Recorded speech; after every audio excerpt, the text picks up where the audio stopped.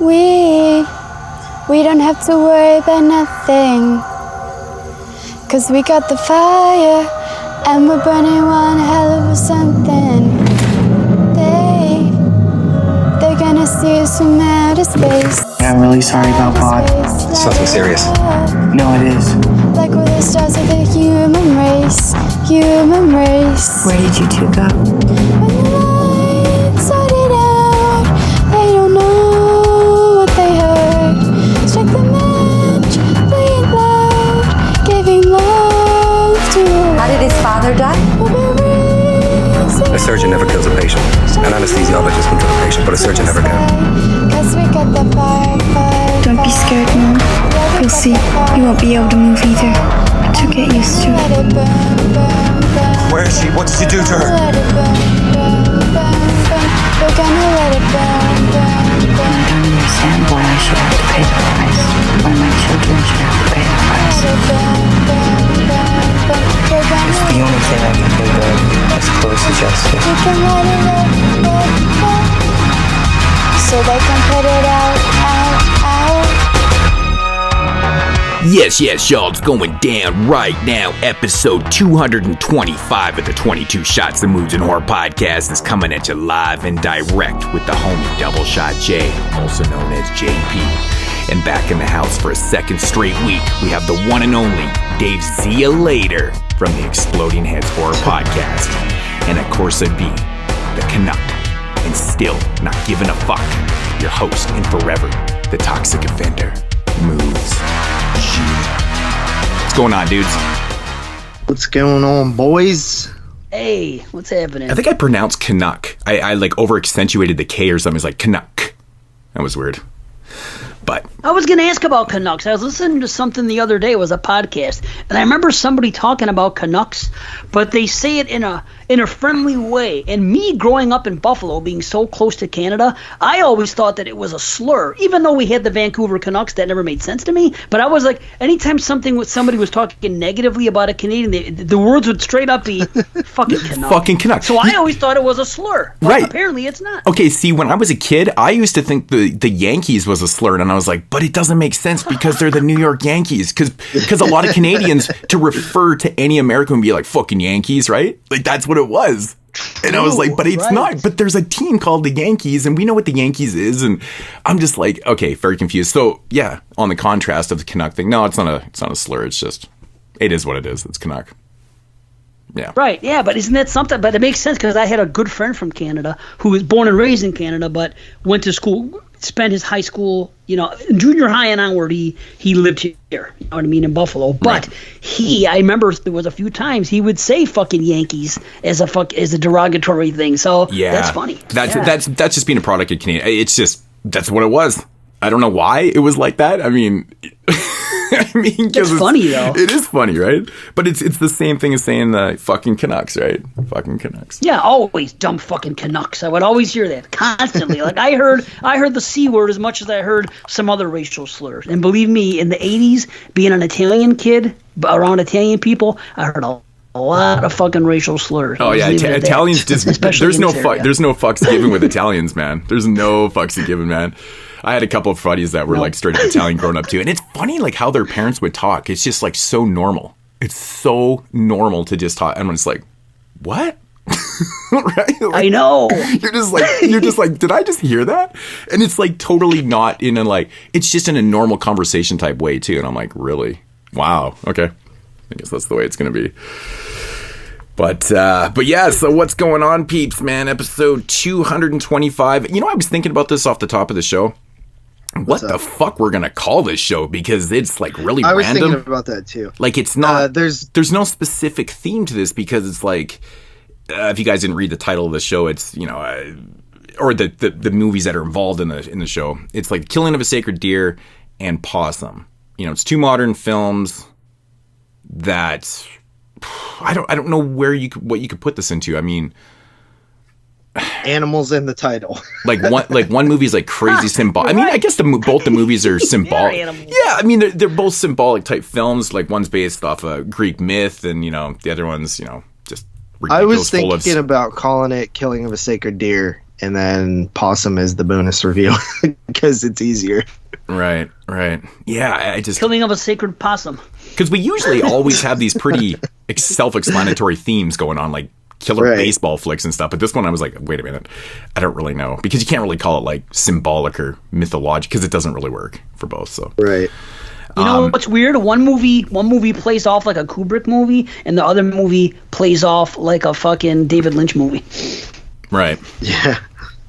For real. But in a that's sense, their style. they are kind of similar though in you know, like the core narrative. Well, I mean, we'll get into the a little bit. You know, I mean, one's obviously based on a very famous Greek myth, right?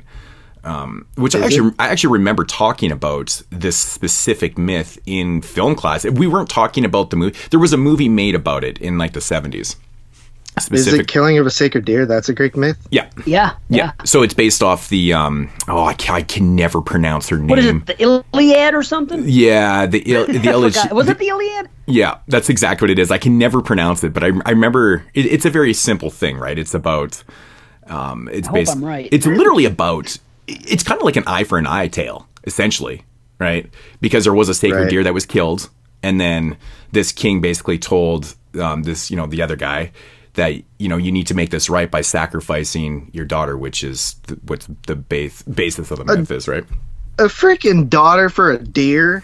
Yeah. So the daughter of King, whatever his name is, and then, you know, you want to make this right, you got to sacrifice Iphigenia, something like that. It's Iphigenia. I can't remember how to pronounce it, but anyways, that was the daughter's name. But yeah, so the Greek myth, but it's a pretty famous one. It's essentially just, you know, in street terms, an eye for an eye, right? Right, 100%. It is totally right. So, but,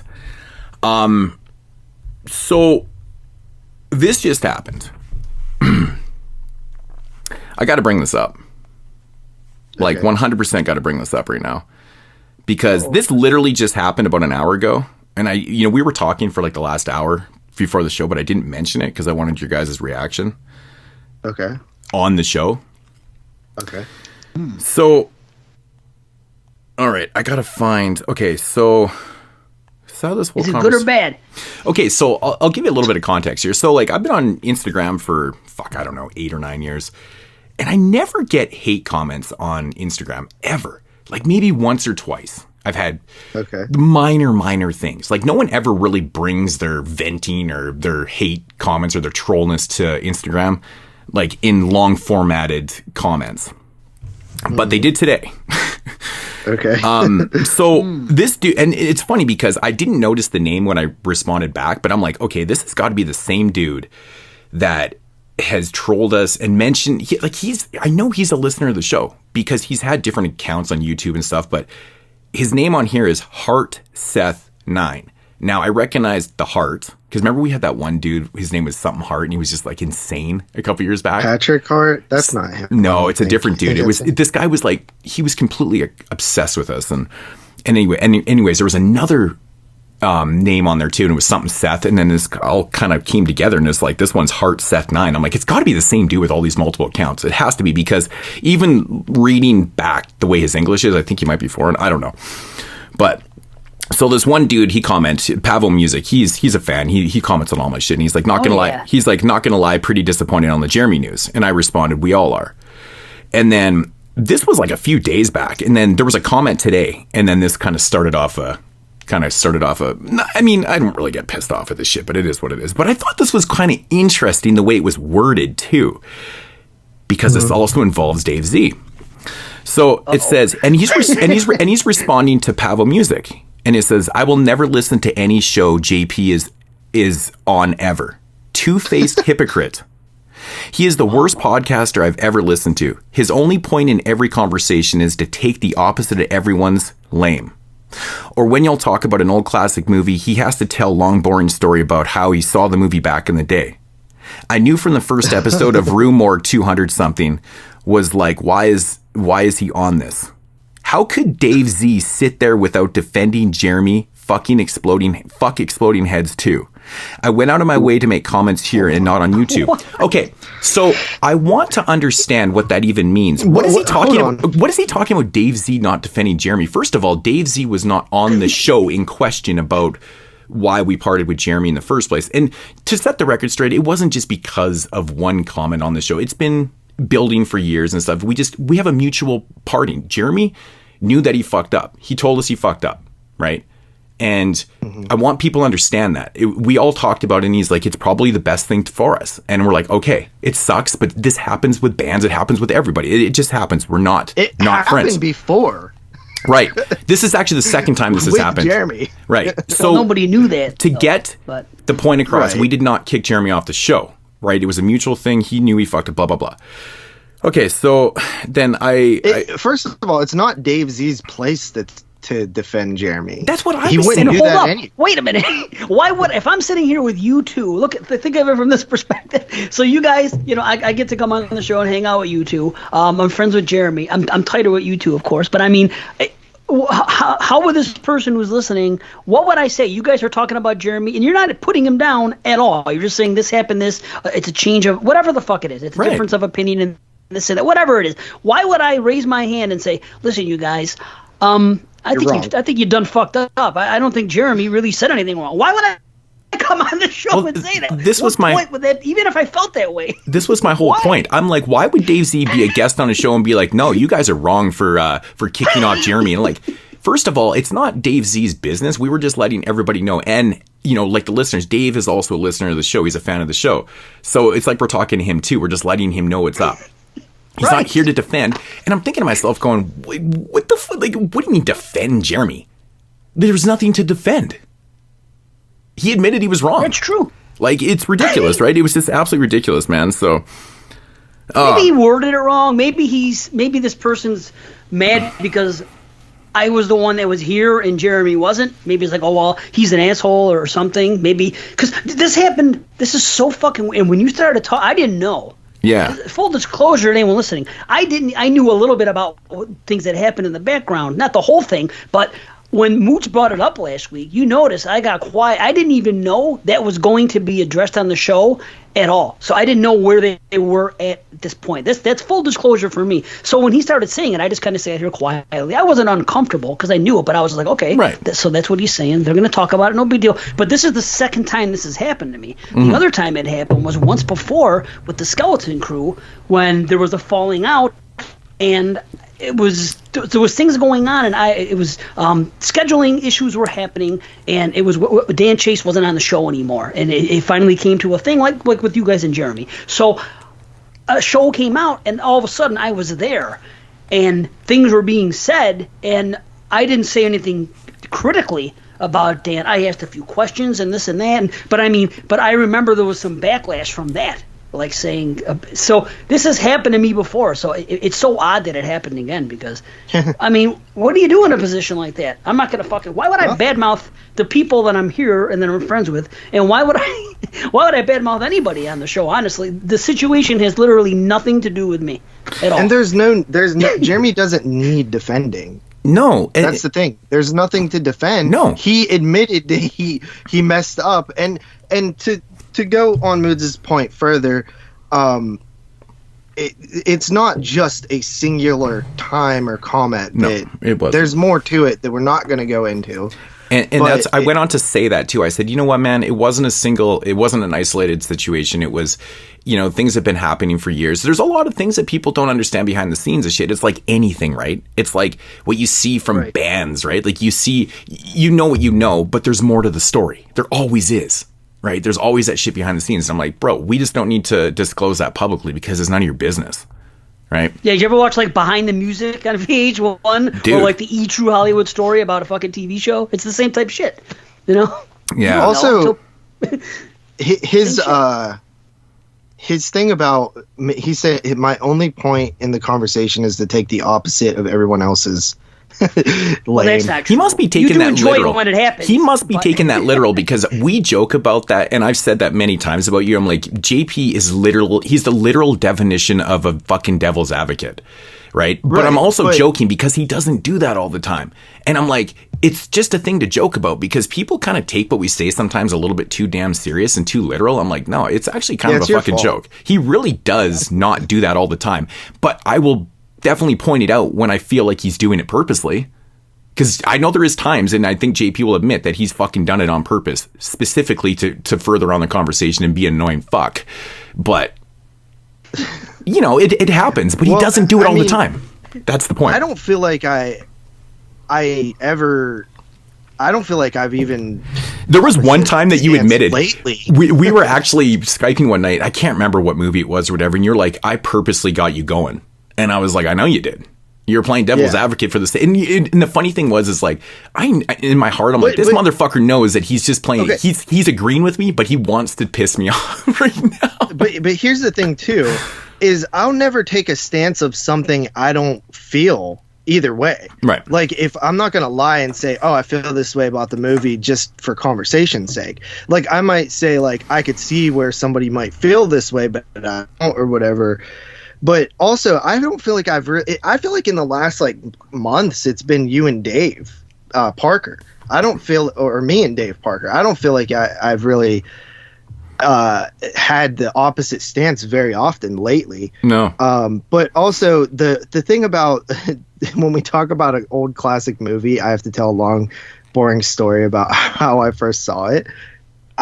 If those stories are long and boring, that's news to me. I mean, what is it? Maybe 2 minutes? Dude, you know what's actually really ironic about that? Because we're very nostalgic and we like to tell stories. It's kind of funny that he brought up, and this made me laugh when I read that about you telling a long story about, you know, your history with the film or whatever. I'm like, I got congratulated by, I think it was Blu-ray Lantern actually, about my 2 Live Crew story last week. And I'm like, okay, so you're getting bashed for your fucking nostalgia, and I tell a story that's not even related to horror films. We're talking about censorship and parental advisory stickers. I'm telling 2 Live Crew stories about strip clubs in Vancouver, and I'm being congratulated and you're being harped on. I'm like, there's something fishy about this. Don't we always do that though? Talk about when we first seen something? But it's true because, like, you know, like we're getting older. Like we have these stories. Right? It's just the way it is. And I like to tell stories if it's interesting or whatever. I don't always... There's sometimes I'll think about something. I'm like, I'm not going to tell that on the show. But I just always thought, you know, the 2 Live Crew thing was interesting because it was crazy. So anyways, this conversation, how did I respond to... Yeah, so that was his comment, and then I responded I said, why would Dave Z defend Jeremy? He wasn't even on the show and had nothing to do with him at all. You're completely wrong about JP. He's not a two-faced hypocrite at all. Where do you get that notion from? He's a very genuine person. Nobody is forcing you to listen to the show. Good riddance. So I was very polite. Like, I'm usually very polite when I respond to comments, right? So then I went on to say it. I was like, bro, like, we're recording in a couple hours. I'm like, thanks for the conversation piece. We'll definitely be bringing this up on the show. And I wanted to let him know that we are going to bring this up. Because for someone that, and I know because this has happened in the past where I've had people leave comments and they're like, I'm never listening to the fucking show again. He will respond to this conversation. Guaranteed. Therefore, I'm right. He will be listening to this conversation. Because I kind of told him we're going to be talking about it anyways, but... This is funny, though, because he goes on to say that we're doing Jeremy wrong. Mm-hmm. Well, I'm getting there. So then in Pablo Music, he responds to Hard again. He just like jumps into this, which is pretty cool. Hold on. He goes, another thing, too. Yeah. He's mad. He's like, I'm only mad at JP. Like, here's a peek behind the curtain, okay? It is weird, right? And I was probably the one least upset at Jeremy out of the three of us. Out of me, Dave's, Parker, and Moods, right? Mm-hmm. Yep. I was probably the one that was harping on Jeremy the least, and this guy's thinking that it was mainly me. That I'm the one that is, like, I convinced Moods and Dave that this needs to happen. Like, it's because you guys have a history of bickering, but it was always in jest. It was part of the fucking show. But that's been years. Not since you always. guys Me and Jeremy used to fight a lot, but honestly, if I'm being straight up honest, I'm probably closest to Jeremy out of Moods and Dave right now in present day. You know what I mean? Like me and Jeremy have been like pretty close the last couple years. So it's funny that this guy's blaming me. He said that I see JP ruining this the most. Like that it was me who mostly caused this. me and and the reason for that too is that you guys are a little bit closer in age and stuff, and like I separate myself from a lot of shit. I don't think people even realize that, but I don't actually talk to people very often. In fact, like I'm like Dave Z, like we're completely pretty much off Facebook, and like I post on Instagram, but it's just pictures. Like I don't really conversate with people. I just kind of do my own thing, and it's solely because I'm older, married with kids, and I got a lot of shit going on, man. Like I'm always doing shit, right? So it makes a lot of fucking sense, you know. And here's another thing too, like I talk to Jeremy daily, and whenever this all happened, I actually got on Skype to talk it out with him and make him feel better. Yeah. You know what I mean?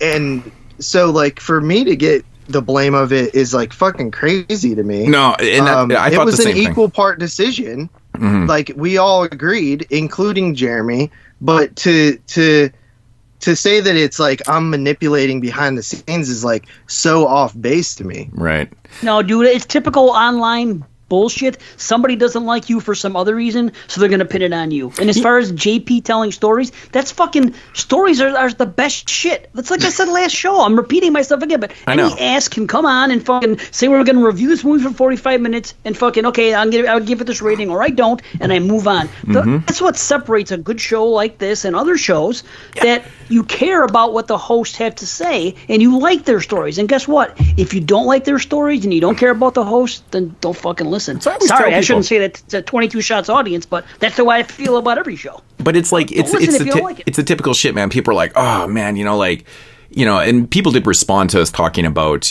certain parts of the show and stuff. I'm like, if you don't want to listen to the intro, if you don't want to listen to this part right now, then just skip. There's the show notes. It doesn't. Nobody expects you to listen to everything. You can pick and choose what you want to listen to. So, I mean, bitching about it is just ridiculous when there's show notes. But Pavo Music, he goes on to, he responds back to that Heart Seth character, and he says, I appreciate you listening to the podcast up to this point. And I was like, wow, like you never really have people just like unselfishly defending you, but he's like, I appreciate, like he's part of the show. Like it's kind of interesting how it's worded, right?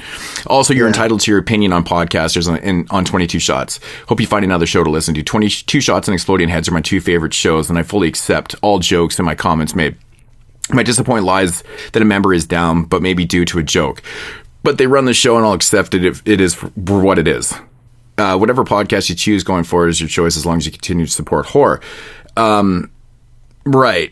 And then, so he ends up responding as like, you're doing Jeremy wrong, and for what? It's not like a Coca-Cola is going to sponsor your show, and I'm like, what the fuck? It has nothing to do with sponsorships. If something made 3 of the 4 hosts uncomfortable and not enjoying the time, then the 3 of the 4 hosts can make a choice to remove said problem. And what kind of people would you be? So this guy's basically saying, oh, well, if it was for money, then I could say, okay, go fuck your friend over and sell out. That's what they're saying. I know. I mean, I responded. Dave. Oh my God. I was just like, bro, like, it's ridiculous. I didn't even really know what to say. That I was like, okay, that's just like fucking stupidest thing I've ever seen. But that makes you good people, because you don't, there is nothing about it that means that. This is just a personal decision, and you're like, well, I mean, that's people being genuine, and fucking, it wasn't. And Jeremy knows that it was stupid. Like, he literally messaged me afterwards and was like, "Fuck, I wasn't. That was stupid." Like, so it's not even like that. It's like he doesn't agree. He feels like we're what we took was wrong to not like what he said. You know what I mean? Like, he agrees. Oh, I don't. Where did this comment come from? Which one? Oh, there was like another. I didn't even see this comment. I just saw it right now. It's like, I must be dumb. I thought you were friends and went to his house and shit, like doing the podcast for fun. I'm only mad at JP. Oh, fuck! I just realized I didn't even notice that comment until right now. That's what I'm saying, bro. And then because I responded to him, and I at this point I'm like, so Jeremy's saying, racist things or whatever, and I'm like, you're a complete moron for like, he's basically saying that he's kind of supports Jeremy and all this type of stuff. I'm like, it is what it is, right? But I said it has nothing to do with sponsorship. I said it has to do with our morals. Like, at the end of the day, that's what this whole thing was about. I'm like, dude, if you're going to sit there and say we did him wrong, when completely it was comments that were made throughout the time that were making us feel uncomfortable, and it's not good for anybody. It's really not good for anybody, right? And then, like, I don't understand the whole like, where the fuck does these notions even come from, man? It's just crazy shit to me, man. Ugh. But then it is crazy. But it is like, it's not only about that too. I mean, like, you got to look at it from other points of view, man. I mean, it's not about like just sponsorships and stuff. It's about personal enjoyment. Like, we do this for fun, and it's it's not about like getting more listeners or getting less listeners because of this shit. It's a lot of it has to do with just personal feelings about what we feel and what we want to be associated with. And if me, Moods, and Dave doesn't want to be associated with, you know, these type of jokes or you know, statements, that's our decision. We created this shit, and yeah, like Jeremy helped create it too. But me and Moods have been here since the very beginning and never left. Like, like to me, that says that means a lot, you know. Mm-hmm. And it's just a decision that was made based on not just one situation, but multiple situations from a course of years. Mm-hmm. And like I said, it wasn't the first time. This comment was weird too. It's like, coming from Heart Seth again, he's like, when you mention it on the show, now I follow all of you on Letterboxd, YouTube, and iTunes for years, and I don't know anything private. So he's referring to when I mention shit that goes on behind private. Of course you wouldn't know, because we don't fucking talk about that shit. It's private. Yeah. So I see JP ruining this the most. I could have said more negative this about him personally, but I won't because he can't handle it. And I was like, please indulge us with your overall thoughts. Like, trust me, he can handle anything. I'm curious. I could definitely handle it. No, I even responded. I said, trust me, he can handle anything a troll like you will, you know, say to him. We've been doing this shit for like a decade now. Nothing phases us. And it's completely true. Like, people think that. When have I ever not been able to handle, like, I've had way worse comments than that about me. And some of the stuff they say is actually true. Those ones hurt the worst. You know what I mean? Right. Where they say some shit that's actually true and you're like, fuck. But like, I've never been like, I have thick skin. If we took this shit personally, nothing dude, is going to hurt my feelings. We would have stopped years and years ago, because there's been, you know, everybody gets their piles of hate and shit like that. And if you take that shit too serious, man, you know, it ends up hurting your mentality, and a lot of people throw in the towels, where it obviously has not affected us because we're going still. Like, we like to acknowledge this stuff instead of just, you know, burying it and be like, oh, that didn't happen. They didn't say that shit. You know, I don't want people to know what other people are saying bad about us and stuff. I'm the first person in the world. I like to talk about it, because I personally I love to listen to it. I like the feedback, whether it's positive or negative, and it's totally fine. Like, if you have good constructive criticism, that's fine. Hate comments are just as fun. It makes good conversation like this. And to be honest, I've mentioned it before, like, you know, the more times people fucking hate on shit, it just makes me want to do more. I get motivated by it. I love it. But I think that a lot of these comments are a little bit unwarranted, and they're just kind of taken out of context and just not really understanding the situation and stuff. So whatever. I'm not going to sit here. I mean, they feel like they're very trolly, and I feel like this guy has multiple you know, accounts and stuff, because the name's kind of like changed around. This account is very weird because he doesn't have any posts. It's an Instagram account. And if you look at who he's following, it's mostly porn stars. Right. Not even joking. Mostly. I never looked into that. But Malkova, Ariel Ferreira, Elsa Jean. What the fuck? Most of these are all porn stars. That is too funny. But like I said, though, the name is very synopsis with a bunch of other, you know, user names that have been used in the past with Heart and Kim Seth Kardashian and all this type, like, it's just a variation on the name, and I'm like, fuck, whatever. I mean, it is what it is. It's funny. It made for a good conversation. I just thought it was really funny. That's what I'm gonna say.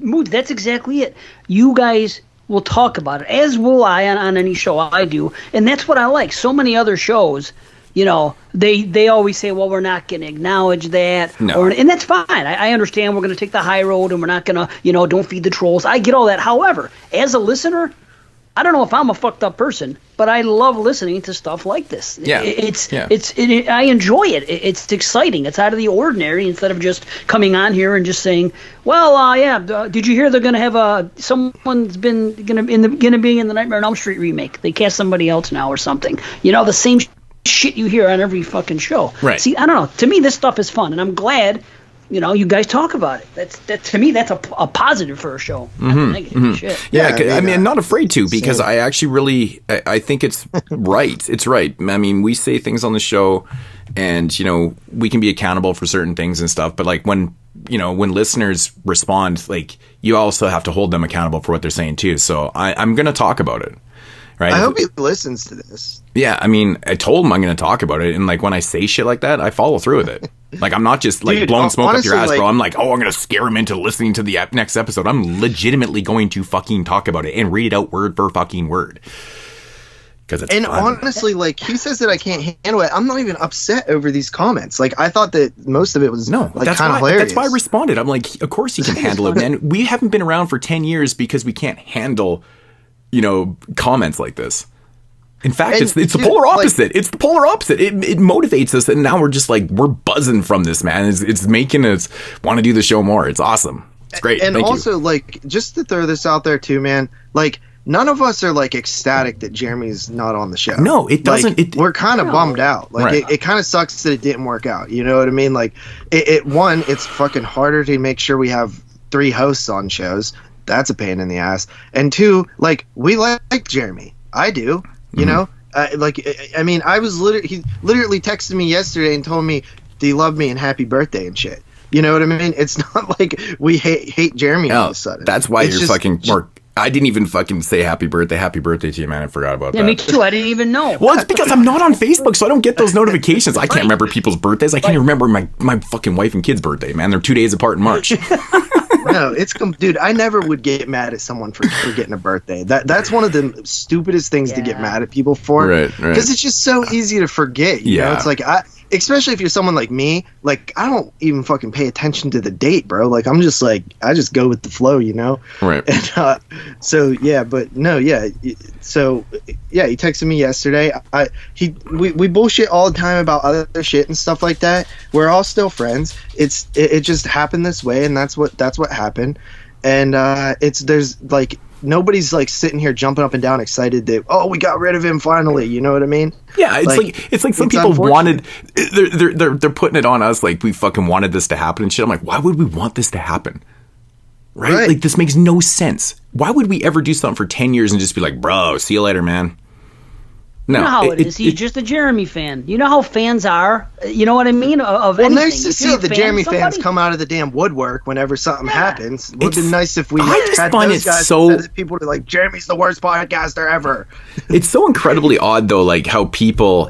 Okay, whatever. I mean, people can have their favorites on shows. That's just the way it is. You know, I mean, it's just the way it is. But when you specifically go out of your way to just be like, JP's the worst podcaster ever and he's a fucking piece of shit and like this, I'm like, what the fuck? Like, the worst podcaster I can think of. I can think of 2 off the top of my head right now that are very popular that are way not in JP's league. Like, I'm like, oh, fuck. Dude, I'm definitely not the worst podcaster ever. Like, I might not be the best, but I listen to a lot of podcasts. I've listened to a lot of podcasts. There are some people out there who are legitimately horrible and will never share their true opinions on something. And also just like will literally just repeat verbatim like other stuff that they heard people say.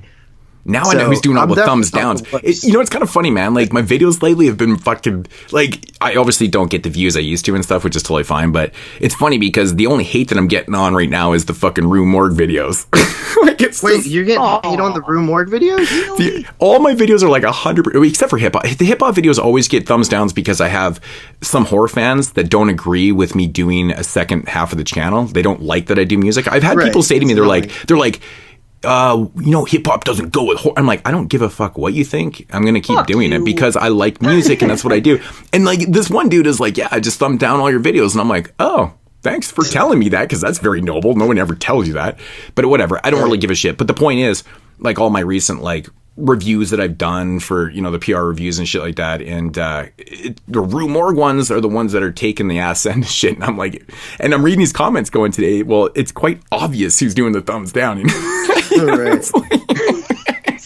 just fucking told me without telling me, and I just thought it was really funny, actually. But see, to me, when I read this guy talking, it makes it sound like there's something that I said before that he really doesn't like or something, and now he has a vendetta against me. Like, to me, it sounds like there's something. It sounds like more than just like criticism. Like, I don't like JP because of this, and this. It sounds like he's reaching, and that it's like more deep than that. He never did say that. Like, I still think one of the funniest comments we ever got was like, I fucking love 22 Shots podcast, but I hate Jeremy so much that I can't listen to the show anymore. It was like something like very blunt, right? Dude, yeah, we've definitely had those before too. Yeah, and it was just like, I love JP moods, but Jeremy's just whatever. And I was just like, oh my God, that's just like so brutal. But like now it's like Jeremy's on here, so JP's going to take the ass end. I'm like, everything or something. I'm like, what the fuck is going on? But it was just like, are you kidding me? I think the funniest thing that was said that you couldn't handle. Like he didn't specifically talk to you about it because you couldn't handle it. I'm like, what? And that's bullshit too. And listen, if this guy actually has criticism for me, like, hey, you would be better if you did this, I'm willing to listen, bro. Right. But like, if you're coming at me saying that like I ruined this show because like Jeremy's gone now, and you know. That I can't handle fucking criticism and stuff, like that's a little ridiculous, homie. Like you need to come at it from a different angle. Yeah, it's dude, I've seen you fucking handle criticism straight up in fucking group chats, fucking people coming at you guns a-blazing and you keeping your cool. So, and I've seen you on the other end maybe 5-6 years ago going fucking heads up, and so be it. So that's definitely not JP. And I'll say one more thing about the Jeremy thing, what they said about me, because I was thinking about this. Who the fuck am I to come on here? And when Moods brought it up, and when the discussion started on last week's show, who would I to be saying anything positive or negative about Jeremy? It's honestly none of my fucking business. Right. Am I right? Right. Nothing to do with me. That's why I was like, 100%. that's why I was like, are you going to go into someone else's house and tell them that they like the way that they organize their kitchen is bad and shit? You know what I mean? Like, it's come on. It's just, you know it's so like immature though, because he's like, well, you know, Dave Z didn't stick up for Jeremy, so fuck. So I'm Exploding never Heads. listening to that show. No, again. so he's like, fuck Exploding Heads horror pod. I'm like, what the fuck? Like, this is getting just now. He's just being an asshole. So if I would have come on here and defended Jeremy, he's gonna say, "Wow, that guy's fucking great. He's defending Jeremy to fucking these guys who just had this whole discussion about it." That would have been you know what? Exploding Heads is great. Our fucking review. If you had came on the show and just like been defending Jeremy and being like, you guys are a bunch of, the reviews after would have been hilarious. It would have been awkward. We're like, why the fuck is this Dave Z guy coming on and just being like, dude, fuck 22 shots weird. and their decisions, man. They're a bunch of dicks. You know, it's like, come on, bro. That's not life. That's not life. If that was me and I go on Exploding Heads as a guest, and all of a sudden they start talking about how, you know, Christian's not on the show anymore because of this, that, and the other, because he has bagged milk or something, I'm just sitting by and waiting he's for too it to pass. he's too busy delivering bagged milk. Yeah, you can't do the show anymore. The schedule's so tight. I'm not saying shit, dude. Well, Yeah, and, right. and the thing is, what are you gonna say? and the thing is, like, I didn't want, like, that was actually kind of one thing that I even mentioned. I think I did mention it to, I'm not sure if it was a GP. I definitely mentioned it to Parka, but I said, yeah, we're going to have, you know, Z on next week and like we have to address or the next show and kind of thing. And I'm like, it might, I hope Dave doesn't feel awkward with it. I even mentioned that. I'm not sure if that was you, JP, or if that was Parker. I did mention that. And I was like, same thing. Like, it would have been better had Dave not like been there, but it, you know, it just worked out. It's not like I wanted to have him on the show to address this situation and make him feel awkward and stuff. That's why I was like, hey, it's going to be like ripping a Band-Aid off right now. I didn't want to make him feel uncomfortable and shit, but you know, and I mean, and it's not my place to say anything when you guys are having that discussion. Seriously. What kind of asshole would I be to say anything at all on either side? Right. Who wants to hear that from me? Right. So. Right. So it's funny, man. Just, People are funny. Well, yeah. I know, man. It's just like, sometimes I just like, I just want to do this every day when I get shit like that. Cause it's just so, like, it was like about an hour before. I'm literally setting up my laptop. I'm bringing it into the studio and my phone flashes and I look and I'm like, oh, that looks like a book. He just wrote a book comment on there. I'm like, what's this? And I read it and I laughed. And Aaron, the wife's kind of looking at me because I'm always laughing to myself, right? Just kind of looks over like, whatever. It's my mood just friggin' laughing by himself kind of thing.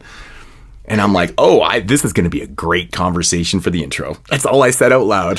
See, and here's another thing with that too, and another reason why I don't get upset, because like, dude, we have so many, and not to sound like cocky or anything, but like, there's a lot of people who listen to this show, right? So whenever someone leaves those type of comments and we read them off on air, most people aren't like, you know what, that guy's right.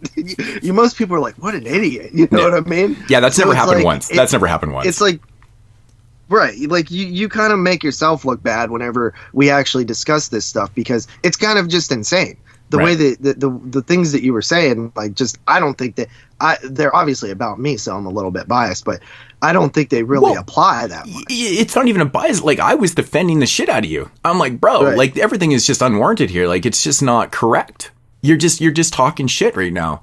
And, you know, I'm going to take the time, because I have a little bit of time before we're recording. I'm going to respond to you as, you know, as nice as I can without being like going off the hinges. Because I will sometimes. I'll just be a total dick, and it's for my own comedic sake though too. Because I get a kick out of it, and some people read it and they're like, "Man, that guy's a dick." But you know, it's like, but I do it to make myself. But you know, I just wasn't really used to getting that on.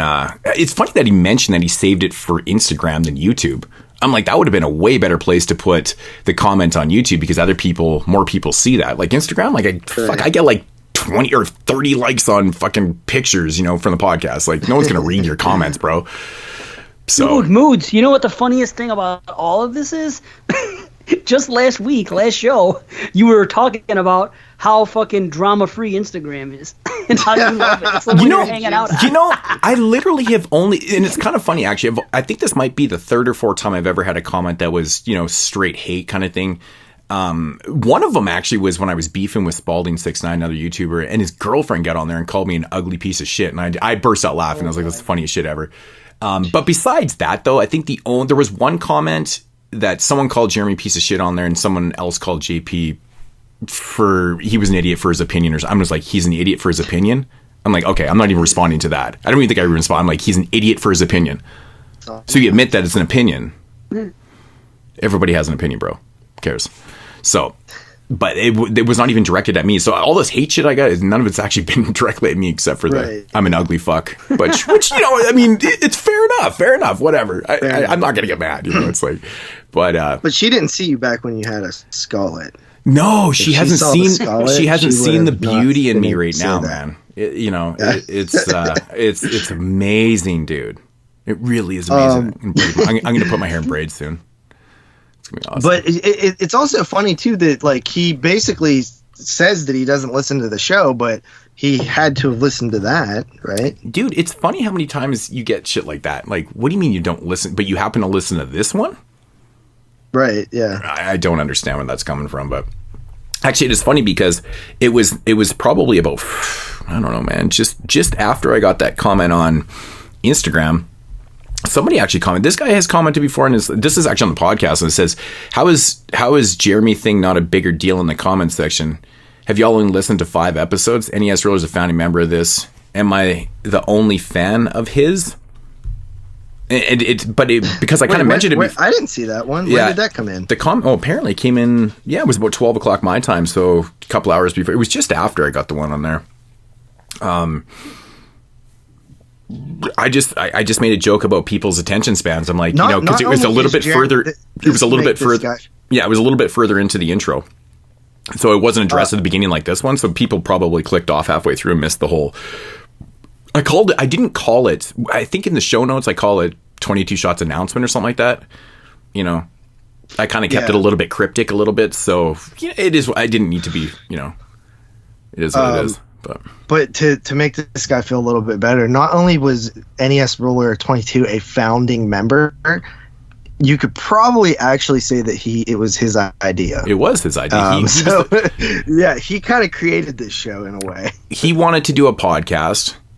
And at the time, I had legitimately never listened to a talk podcast ever when we started this. And even when we started recording, I'd never listened to one. I'd only ever listened to like what I would refer to as, I guess podcasts from back in the day, which were more music based, right? It was music. There was talking, but it was more or less like a radio. Like a radio, but they would talk about shit. And that's how I used to do my radio show too. It was kind of similar. Like I would, in between sets, I would talk about shit but I was by myself though. Like I was literally just talking to myself being like, man, remember this song Dred Scott, back in the day was fucking amazing from 94. I'm like, fuck you talking to, man. I'm talking to the microphone in the audience, But I mean it definitely was his idea to do the show. For sure. Yep. So, and I wasn't even involved at the beginning. Hence why the name of the show starts with 22. It was actually just supposed to be you two. And then Moods said, what about a third person, and invited me. Yeah, I kind of felt like, having 3 voices on there would probably be ideal. I didn't really know much about podcasting, but at the same time, I guarantee you, if I wasn't involved, it would have never kept going this long. If it was just you two. No. Jeremy would have gave up before then. Oh, absolutely. Absolutely. I probably would. Yeah, I can't see Moods and Jeremy just doing a 2-man show for fucking 200 episodes. 10 years, yeah. I can't see that. I don't know. Not like, JP in our room work 200 challenge. We have 198 episodes left, just to keep people reminded. Yeah, tomorrow, actually, in fact, we're actually recording vampires. Yeah, we're recording vampires tomorrow. Yeah. What, John Carpenter's? No. The one we talked about it last week. The Laurens film from 74. Yeah, that one. So right on, that's cool. Yeah. But yeah, I mean, shit, man. What else is going on, guys? So we spent like the whole intro talking about that. I know we don't talk about news, but I was so excited when I seen this. Did you guys hear that they're doing a like an It prequel TV show for HBO Max? No. What? Yeah, it's called Welcome to Derry, and it's gonna basically be.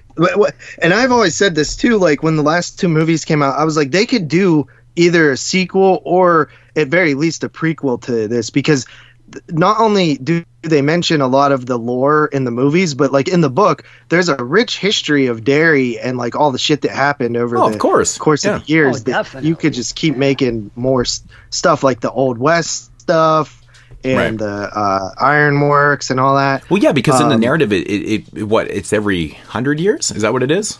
No, every 20, 30 years. Every 30 years. Yeah, 30 years. Right. Yeah, I was just a little bit off there. Yeah, because if it was every 100 years after they killed him the first time, they wouldn't be able to. Right. I knew I was wrong. When I said 100 years, I'm like, I don't think it's every fucking, yeah, that doesn't make any sense. Right. Every century is like. Yeah. Hey, how much is it for the Creeper? The Creeper? Yeah, the Jeepers Creepers. Remember, he comes back only every. 23 years. No. Okay, I was going to say 27. I don't know why. I thought it was 27. It might be 27. Yeah, it's something like that. No, every 23 years for 23 days, 27 years for 27 days. I can't remember. It's one of those. Okay. Yeah, it is, yeah. So this HBO show, is anybody involved that has to do with the movies at all? There's nothing is. It's in super early development. So basically, I want to see somebody. So basically, what you mean is that Mick Garris is going to be directing this, then? No. Well, I'm hoping that at least Skarsgård plays Pennywise. I can't really see it any other way at this point. I hope so. Really?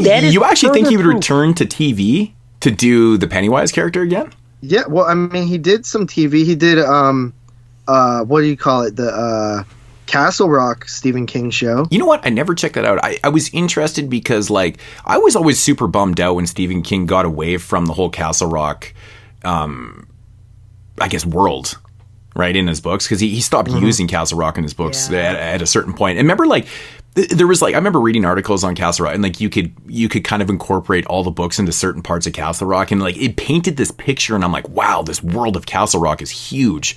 Like, it's got, like, needful things over here, and it's got, like, this story, and they're all, like, around the same. It was really cool when that would be fucking cool, you know? Yes. Is that what Castle Rock's like? Did they incorporate other things from other stories, or is it just its own kind of narrative? I think it was supposed to be like that, but every like season or something. Because like the second season is a prequel to Misery. It's like Annie Wilkes when she was a nurse and stuff. Oh shit! I didn't know that. Yeah, cool. The first one had a lot of, what do you call it? The first one had a lot of. Okay, now it's been a minute since I've seen it, but I want to say it was based in Jerusalem's Lot. And so they had things like that going on, but they had different little nods and different things to other, King stories that if you're a hardcore fan, you're going to be like, oh, okay. And I'm telling you, I'm sure there's things that even I didn't catch. So I remember watching it with my wife and saying, oh, okay, that's from that. And she would catch a couple. But so season 1, I don't think was as good as season 2, but season 1 seemed to have more of the King references like sprinkled throughout. Oh, okay, That's cool. That's cool. But I think that would be a perfect. Well, first of all, I'm glad it's on HBO Max because it kind of gives you like more reign to do like violence and stuff. Right. And then also, it like the long format might be good. Like I still think I would just prefer a movie, like a prequel movie, but I'll still take this because I think that the It world is like one of the coolest in like horror and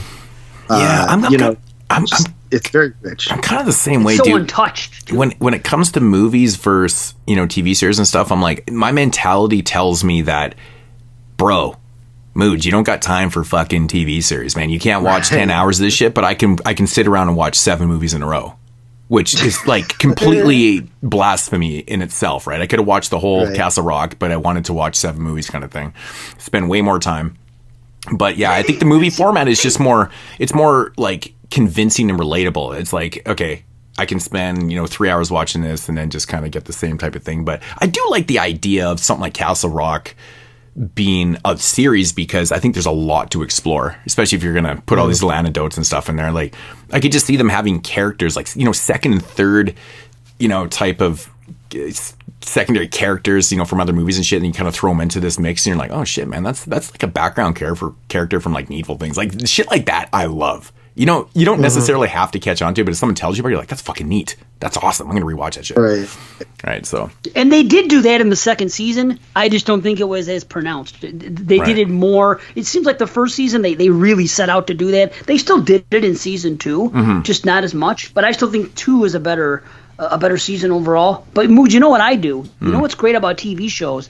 I don't know what you do, like, as far as like what you watch with like family and stuff, but TV shows in my house are 90% that means that's a family thing. Like if there's an It TV show, no, we watch the movie anyway, but still, a TV show is what me and my wife and my daughter watch. Like we'll spend an hour every day watching like an episode or 2, depending, So that's what I like about shows. Right. When it comes to TV, or movies, my kid doesn't watch TV. Like you can't even force him to sit down and watch TV. Like there's he's just not fucking YouTube, right? No. The thing is, like, we don't really allow him to go on too much anymore because he's got like the crazy addictive personality. Like he just won't get away from it.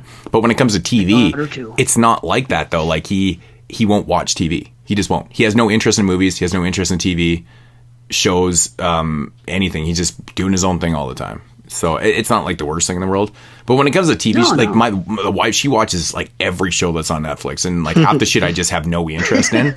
So like if there ever is something, like Castle Rock is something that she would be into, because we were actually legitimately just talking about Misery yesterday, and because I told her she wanted to read a book, and I was like, you ever read Misery before? And she's like, no. So she read Misery and then watched the movie, and we were talking about how she enjoyed the book way more than the movie because it's so much more violent. The book is just brutal. I think the movie's way better than the book. Oh man, the book is so much more violent. It's brutal. Like she just tortures. I like the fact that she cuts off his thumb in the book and uses it as a birthday candle. That's what I don't like, because I feel like if they would have did that in the movie, it would have came off cheesy. Like she cuts it off and puts it on birthday cake. You don't think that would come off cheesy? No, it's a thumb, dude. Movie. It's a thumb, dude. It's a serious movie. Like, she's torturing the shit out of him. Like, she's literally torturing. Why not just cut his thumb off? It's his birthday. You need a candle. Right? In that movie, I think it would have worked. But I think the hobbling is worse than the what they do in the book. Yeah, well, and so like we started talking about it because she had never seen, or she'd never read Pet Sematary before. So I told her to read Pet Sematary and then rewatch the movie. She'd watched Pet Sematary before, and she's like, they're so different. And I'm like, yeah, like it's been a long time since I've read Pet Sematary, but I was like, she was reminding me about things, and I'm like, yeah, it's like a lot different. And she's like, I don't even know which one I like better. She's like, I don't know which one I like better. And she's like, the movie that's a visually tough one because is I like so certain hard things about the book more. Yeah, like it's the movies, when you get that visual of Gage getting hit by the fucking rig and shit, you're just like, bro, like it's so insanely brutal on your eyes, and you're like, oh, okay. But like you can vision things a lot differently, and the book is quite different. So yeah, well, the biggest difference of the book. Believe it or not, I love Misery. Misery is a top 5 King novel for me because I love hearing his thoughts throughout the thing, and the things that he's going through, and he's drugged up half the time and everything else. That stuff you don't get at all in the movie. You don't get his inner thoughts. So I love that. My issue with the Pet Sematary book is the way King writes Jed's drawl. like the dialogue over and over. It got grating on me. I wish it didn't, because I love King's work. But that was my one takeaway from the Pet Sematary book. I didn't like seeing those words. Like, it's hard to explain. Well, he also wrote. He wrote Pet Sematary when he was really fucked up, though, too, didn't he? That was one of the books that he wrote at that time. So maybe that's why it seemed like it was really cool to him. He also has said on record that, like, to him, that's like one of the scariest. He felt like he almost went too far in that one. I wish Timmy Baterman was fucking scary as fuck in the book. I'll tell you that. Yeah. Much scarier than they made him in the movie. Much scarier. Timmy Baterman, the kid that they fucking, the first one when they tried it and he talked about what happened in the past when the kid got killed and they buried him and he came back like the zombie guy. Yeah, dude. That was fucking terrible. I'm looking at my wall of Stephen King books over here, and it's like an entire bookshelf. You know, I'm really surprised that they never made a fucking Duma Key movie. You guys ever read that book? I did not. Dude. What year is it? It's not fucking 80s or 90s, is it? No, it's from the 2000s, man. I want to say it's probably maybe later 2000s. It's got to be in the era of like 2009 to like 12, somewhere in there, I would say. So like Cell in fucking Under the Dome era. Yeah, it's one of his better ones that he wrote at that time period, though. Like, I just remember reading the book being like, how is this? Like, this has got to get adapted, because it's such an interesting story.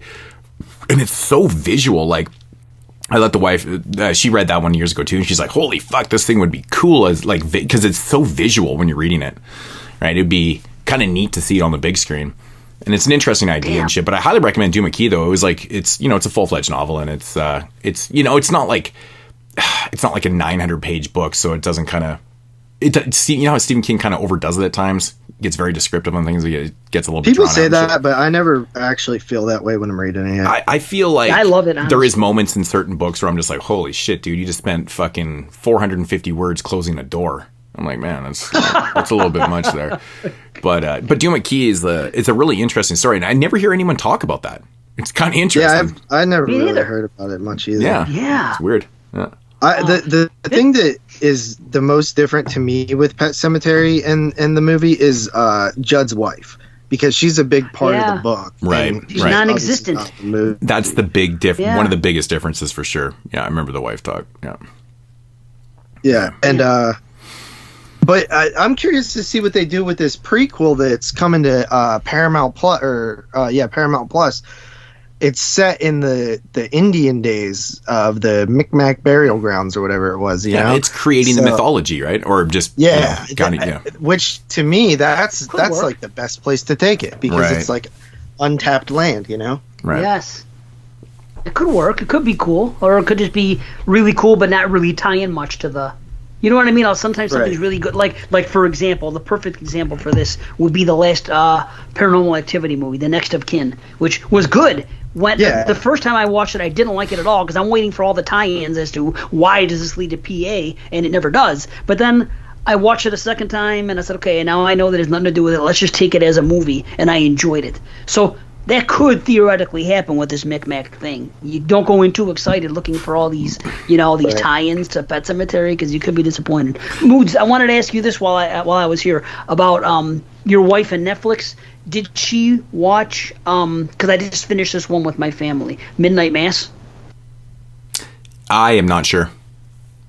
Dude, is that the Flanagan thing? Fucking sit and watch it with her. Yeah, watch that and watch Haunting of Hill House if you haven't, because she'd love it and you'll love it. Which one? Haunting of Hill House was the first one he did on Netflix, and then Midnight Mass was the second. But I think you'll really enjoy them. I actually watched the first episode of Haunting of Hill House, and I was like, "Oh, this is pretty good, man." I need to actually check it out. See, when it comes to TV, like, I'm one of those. It's kind of funny that I watched the first episode and didn't continue, because I must have been like totally sidetracked, because when it comes to TV or like docuseries and shit, like if I start something, I finish it that day, no matter how long it is. Like, I'll just marathon I shit. just binge the hell out of everything. Like, when it comes to docuseries, I'm just like, okay, this shit's like 4.5 hours. I'm like, okay, I got 4.5 hours. I'll do this. I'm watching the shit out of this right now, because I get so invested in these things, dude. I'm obsessed with true crime. So with TV, it's the same shit. Like, I need to like watch it straight through. So, and I've heard really good things about Hill House, and he did another one too, didn't he? Wasn't Hill House and what was the other one? The one, Midnight Mass. Midnight Mass. What's the other one on Netflix? It's The Haunting of something else. There was another one. It's called The Haunting of Bly Manor, which I did not watch. It's very mixed, but he only directed, I believe, the pilot. I could be wrong. I know that he was not at the helm the same way he was with the other two, and it's been a very mixed reaction. So I just kind of skipped it. Is it related to Hill House? Because it just has such a similar title to the Haunting of Hill House, the Haunting of whatever it was. I'm just like, what the fuck? Bly really? Manor, I think. Manor. I don't think it does. Okay. I just think he was just rolling along with another haunting. Okay. I thought it was completely like a sequel. Yeah, I thought it was like a related somehow, just based on the haunting of, but. And I hear it's a lot of romance drama before it turns to horror. Again, I only know what I hear, what people say on podcasts, like on intros like this when they're talking about what they've been watching. So I haven't really. It's unfair for me to say. I could just say that it's been very mixed. Where the other two are like, it's almost 100% fucking approval. Like everybody, I haven't seen anybody really watch them and say they didn't like them. So it's like, that's serious shit. And I think you'll all like it. I watched these movies last night, Killing a Sacred Deer again. It's actually the third time I watched it now. I watched it last year for the summer series again. And then Possum, of course. And then I was watching, I watched the two movies and I took a break and I watched Dave's new episode of his top 10, his secret top 10 show that he's doing on YouTube. If you guys haven't checked it out, man, here's a plug for Dave's new show on there. He basically takes like indie actors and directors and people that are part of, the horror realm. And he basically plays a game. Like they pick a top 10 and then he's got 2 minutes to like basically guess their top 10. And then they go through their list and then he either fails or wins or whatever, right? And he always miserably fails. It's amazing because he never gets anything right. It's fucking hilarious. But it's what very. Was the top 10 of this latest one? It was confrontational horror films, and the dude that was on is I know the name. He does commentaries. He works with Vinegar Syndrome, and you know the name probably if you listen to commentaries. Right. He does a lot of shit. Like he's very popular, actually. Very cool guest. It basically came down to being like a lot of like movies that people fucking get disgusted by, like Cannibal Holocaust and House on the Edge of the Park and I Spit on Your Grave. Confrontational films. Things that start confrontations, right? Nice. And it was a really cool episode because like every movie that was on his list, I was like, fuck, like this dude is like, he's like, all of it. Like we love all these movies that are on there. It was a fantastic top 10 list. And it was really interesting to hear him talk about these shit. And, he'd brought up Don't Answer the Phone. And I was like, you know what, man, I haven't watched it in a while.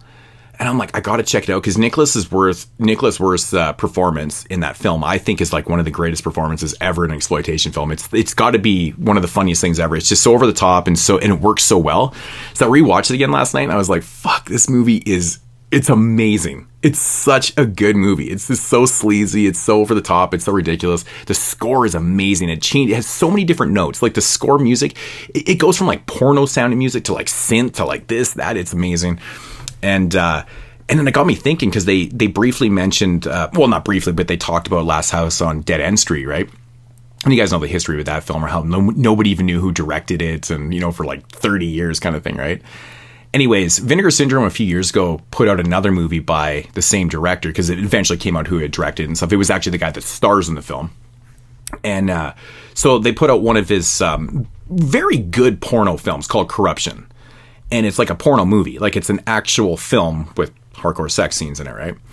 Anyways, there's a Easter egg within the Blu-ray. So basically if you go down to the bottom of the menu and you click down 6 times, in the word corruption, the T inverts itself into an upside down cross and you press it and you get the theatrical version of Last House on Dead End Street, which has been very infamous. Doesn't really have a lot of great release. I know Barrel did a DVD release years and years ago and stuff, but it's kind of cool because they do a pretty good job. It even says too, it's like, we have a better print of this. We're going to be putting out this film on a better release. And this is like 5-6 years ago that this Corruption Blu-ray came out with this special feature. And I think it was only about 1,000 copies, maybe 1,500 of the run of Corruption that had this Easter egg on it. So you never knew if you were getting the version with the Easter egg on it when you bought the movie. So it was like, when you got it, you like had to go into your menu and like figure it out if you got it and shit. And I was like, fucking right, I got it. Because I do have a copy of Last House on Dead End Street, but it's like a German import. I'm not even sure if it's like, I know it's the 77-minute version, which is theatrical, so it's probably not the cut version or whatever.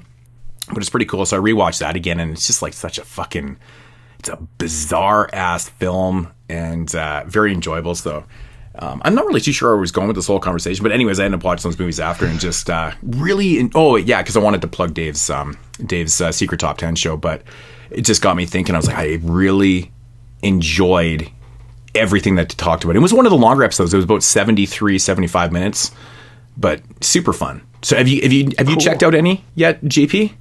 Yeah, I watched the first one. I haven't got around to the next 3 yet, though. Yeah. But yeah, I really liked it. It was cool. Yeah, it's just a fantastic idea. I really like, and David, he admits that he's like, I basically took a bunch of ideas from other type of shows and stuff and made one show out of it. Right? That's how the best shows are made. Right. And it's really fun. I like the way they do it too, man, because it rips by. Like the 75 minutes, I was like, holy fuck. It was like watching a movie and hearing these guys just talk about, basically confrontational films and stuff. And it's very cool. Very cool. Right. He hasn't put this on his podcast feed, has he? Oh no, wait! The Secret Top 10, episode 1. Okay, Dustin Mills.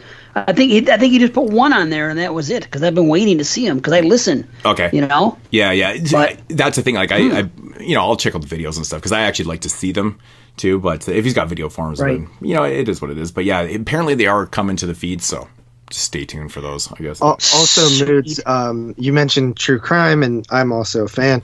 Did you see that Netflix is dropping in about 20 days or so? They're basically Conversations with a Killer, which was like the Ted Bundy thing they did. Nice. With John Wayne Gacy. So the Joe Berlinger, director of the last the Ted Bundy one, and also Paradise Lost. Oh, dude, that is so wow. Man. The Gacy, man, that's going to be really, really intriguing, man. The clown killer. Definitely. Yeah, you don't hear a lot from his mouth, really. At least, and I've seen plenty of stuff on serial killers too, and I don't recall a whole lot of, hearing a lot of stuff that he has actually said. Right. Yeah, he's definitely one of the he's one of the more popular names, but like to actually see shit from him is a little bit more rare. You're right, though. It is rare. And they waited till now. That's fucking weird. Wow. Right. I mean, they got to space these things. I bet you they've been in works forever. These documentaries, they're always doing shit, man. But they're just done so damn well. So well. And that's one thing about Netflix, man. It's like, it's worth just having for all this true docuseries crime shit that they have on there. There's so many good, insane stories on there. I'm just like, bro, what the fuck, man? Like, this shit really happens? It's crazy. I just can't get enough of it, man. Yep. So. No, what else is good? The Discovery Plus, because I go on there and I go to Investigation Discovery, and I watch all that shit. They have a lot of Most Evil on there, which is hard to find. It's not a print, I call it, but it's not readily available. And then they have some other like documentaries and stuff like that about true crime shit, but it's all on there on the Discovery Plus. So it's cheap too. So if anybody ever wants to check shit out, watch it, because that's good stuff. But, Moods, I want to bring this up off the top of my head. When you said there was an Easter egg, I thought you were going to say that in the porno, there was going to be an Easter egg to fucking Last House on Dead End Street, like in the movie. I was thinking they're going to be going at it in like fucking, like a creep show ashtray on the fucking nightstand, like a piece that was in the movie or something. I thought you were going to say. That would be fucking awesome. That would have been funny. It is kind of crazy. Like, Corruption is like a legit porno movie. It has like a crime storyline to it, and it's like it's a legit movie with hardcore fucking in it. Like when you say the word porno movie, it's legit.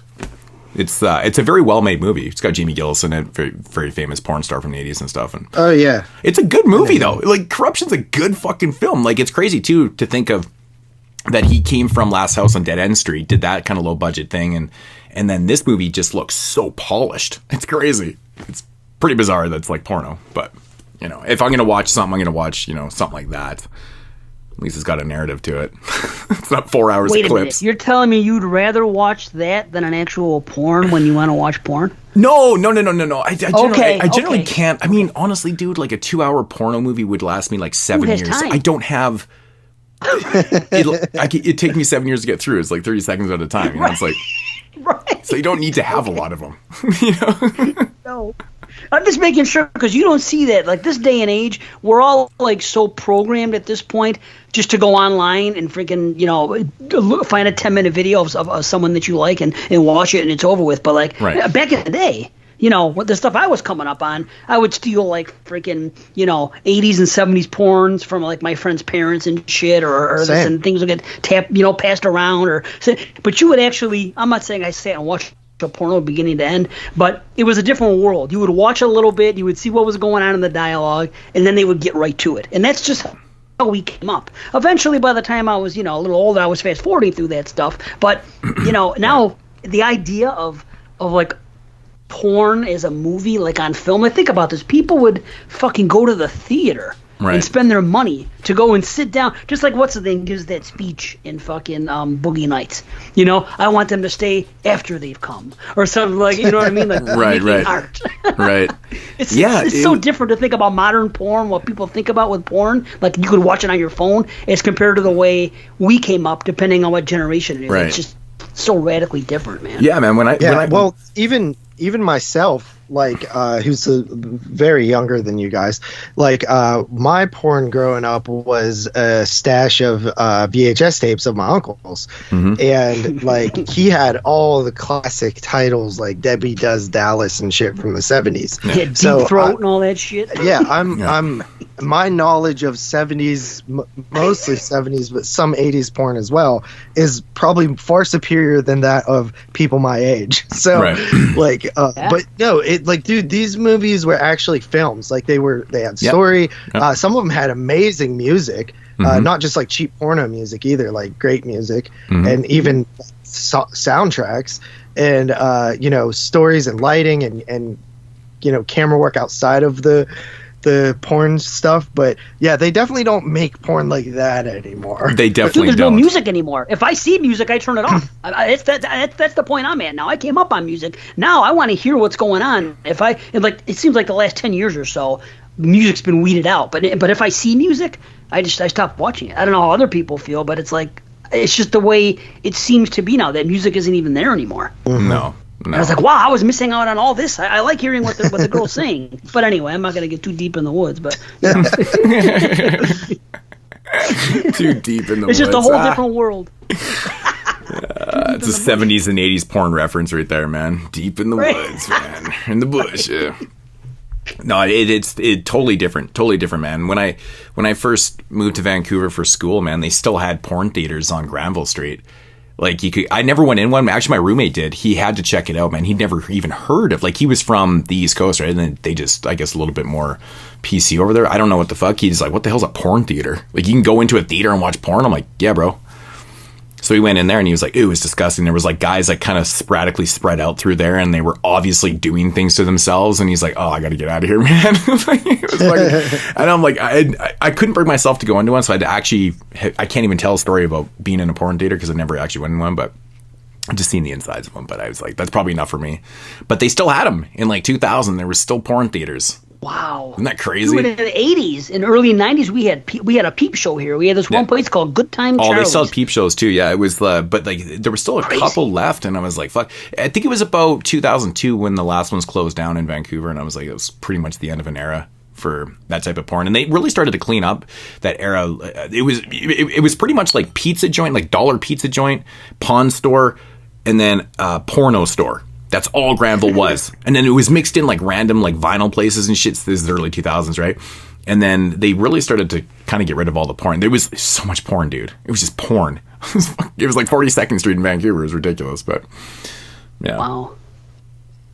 But it's funny because they're still going. Like, porn shops are still going. Like, the one that I used to go to in the fucking 90s and shit is still there. So even though the internet is what it is now and anybody can go on to these fucking places in a minute, something about the experience or something, I guess, people just love going to fucking rent videotapes. Well, it's probably not video anymore. You know what's a really popular thing CDs, in the 80s was doing porn, like horror parodies. Like the porn horror parodies and stuff. Like there was so like I want to review them, dude. Me and my buddy, man, we used to go. Actually, there was a fucking like a bootlegger at Wasteland one year, and he had like it was a huge fucking section of like bootlegged like horror parodies and porn parodies and shit. And I was just like looking at these covers and literally had tears running down my fucking face. It was like I was having flashbacks of all the times that me and my buddy used to go in the porn store, and we would actually legitimately rent porn. It was really cheap, but you would look at the titles and just die. Like, how could you not rent this? Like the Texas Dildo Massacre and Beetlejuism and like they were the funny. But the funny thing about these movies is that they had effects in them. They had a storyline. They were really trying, right? It was just absolutely ridiculous, man. But they don't make porn. Do they make porn? I shouldn't say because I honestly don't know. But I'm assuming that they probably just don't have porn parodies now that are coming out in 2022. I saw a while back there was something called like I forget what it was called, but it definitely had like a Hellraiser theme in it, and it was like a female pinhead, and she had like giant tits, and there was like a Freddy one. But yeah, they're still doing something like that. Yeah, I mean, I'm sure there is. I just don't really. I just don't hear about it as much. But I remember walking into those stores and seeing like they were like in the big boxes. So the artwork was like you couldn't stop laughing at this. Like the huge fucking chains with a big dildo on the end. I'm like, this is so good.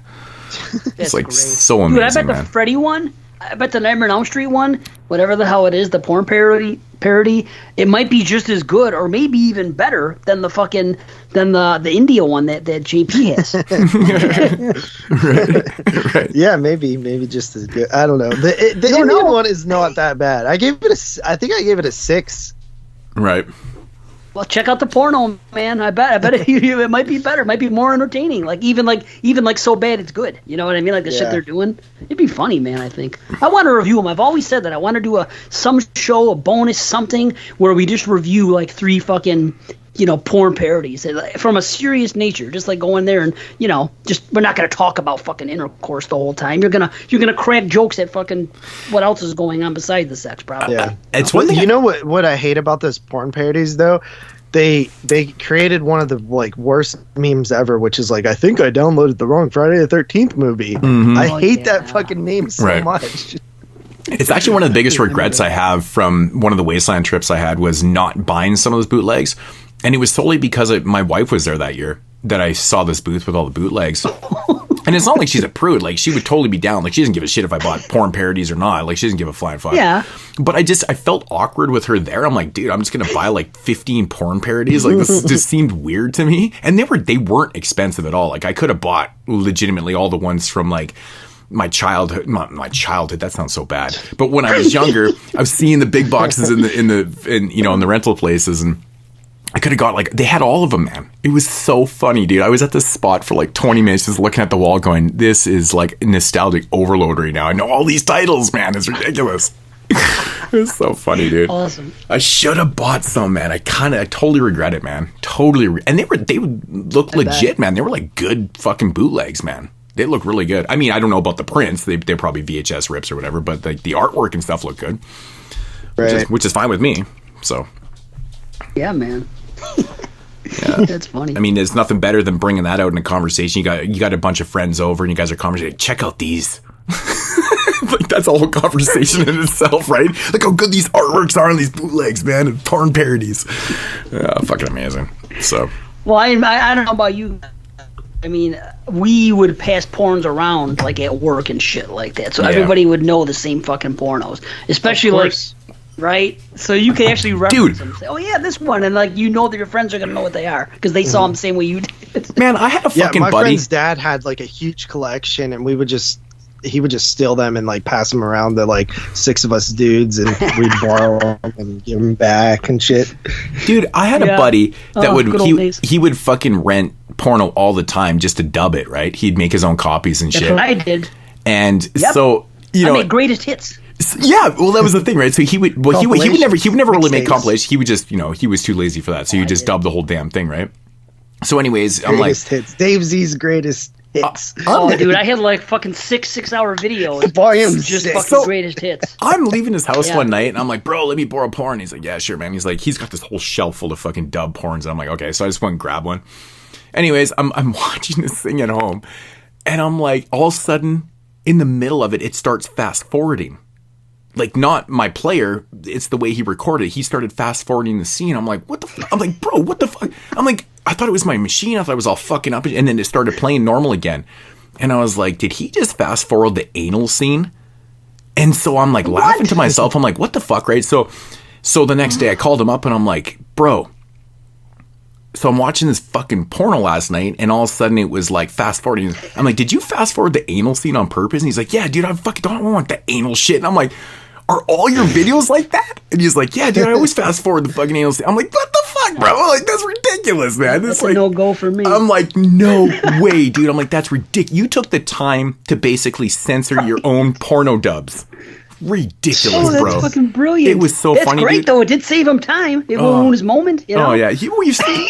Right? That's how cheap he was, too. It's like, well, I could fast forward this and, whatever, and I could get like 3 more pornos on there if I didn't, record that in real time. I'm like, oh, shut up. Yeah, who wants to fast forward when they're watching a porno? One hand is already busy. Then you're going to take the other hand, or your left hand, and fast forward and do all this. I get what he's saying. It's like the WNUF. Remember, they fast forward through that shit, the commercials eventually? Right. Oh, man. So good. Wow, that was a long conversation about porno. It's really crazy. How did that even start? Oh, yeah, I was talking about corruption. That's right. Yeah, man. Oh, shit, man. Good stuff. Wow, this has been a long intro. So maybe we should probably maybe get to the reviews sometime in the show. Yeah. All right, yeah, so man. I think we'll conclude the intro there. And we'll be back with some reviews soon.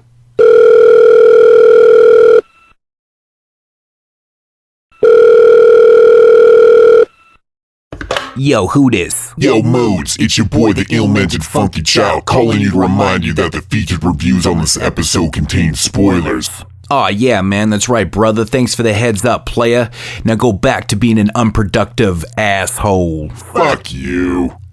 I tell your listeners to stop being so dumb, silly, sensitive. Yeah. And now, our feature presentation.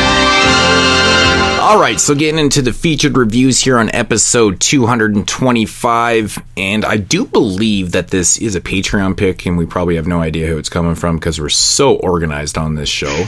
But I do believe this was a Patreon pick, so I do thank you for picking this film, which is from 2017 and is called The Killing of a Sacred Deer. Do you remember, JP, who picked this? Because I know it's been a long time and we're finally getting to these. I will look it up here in a second. But I do remember this film.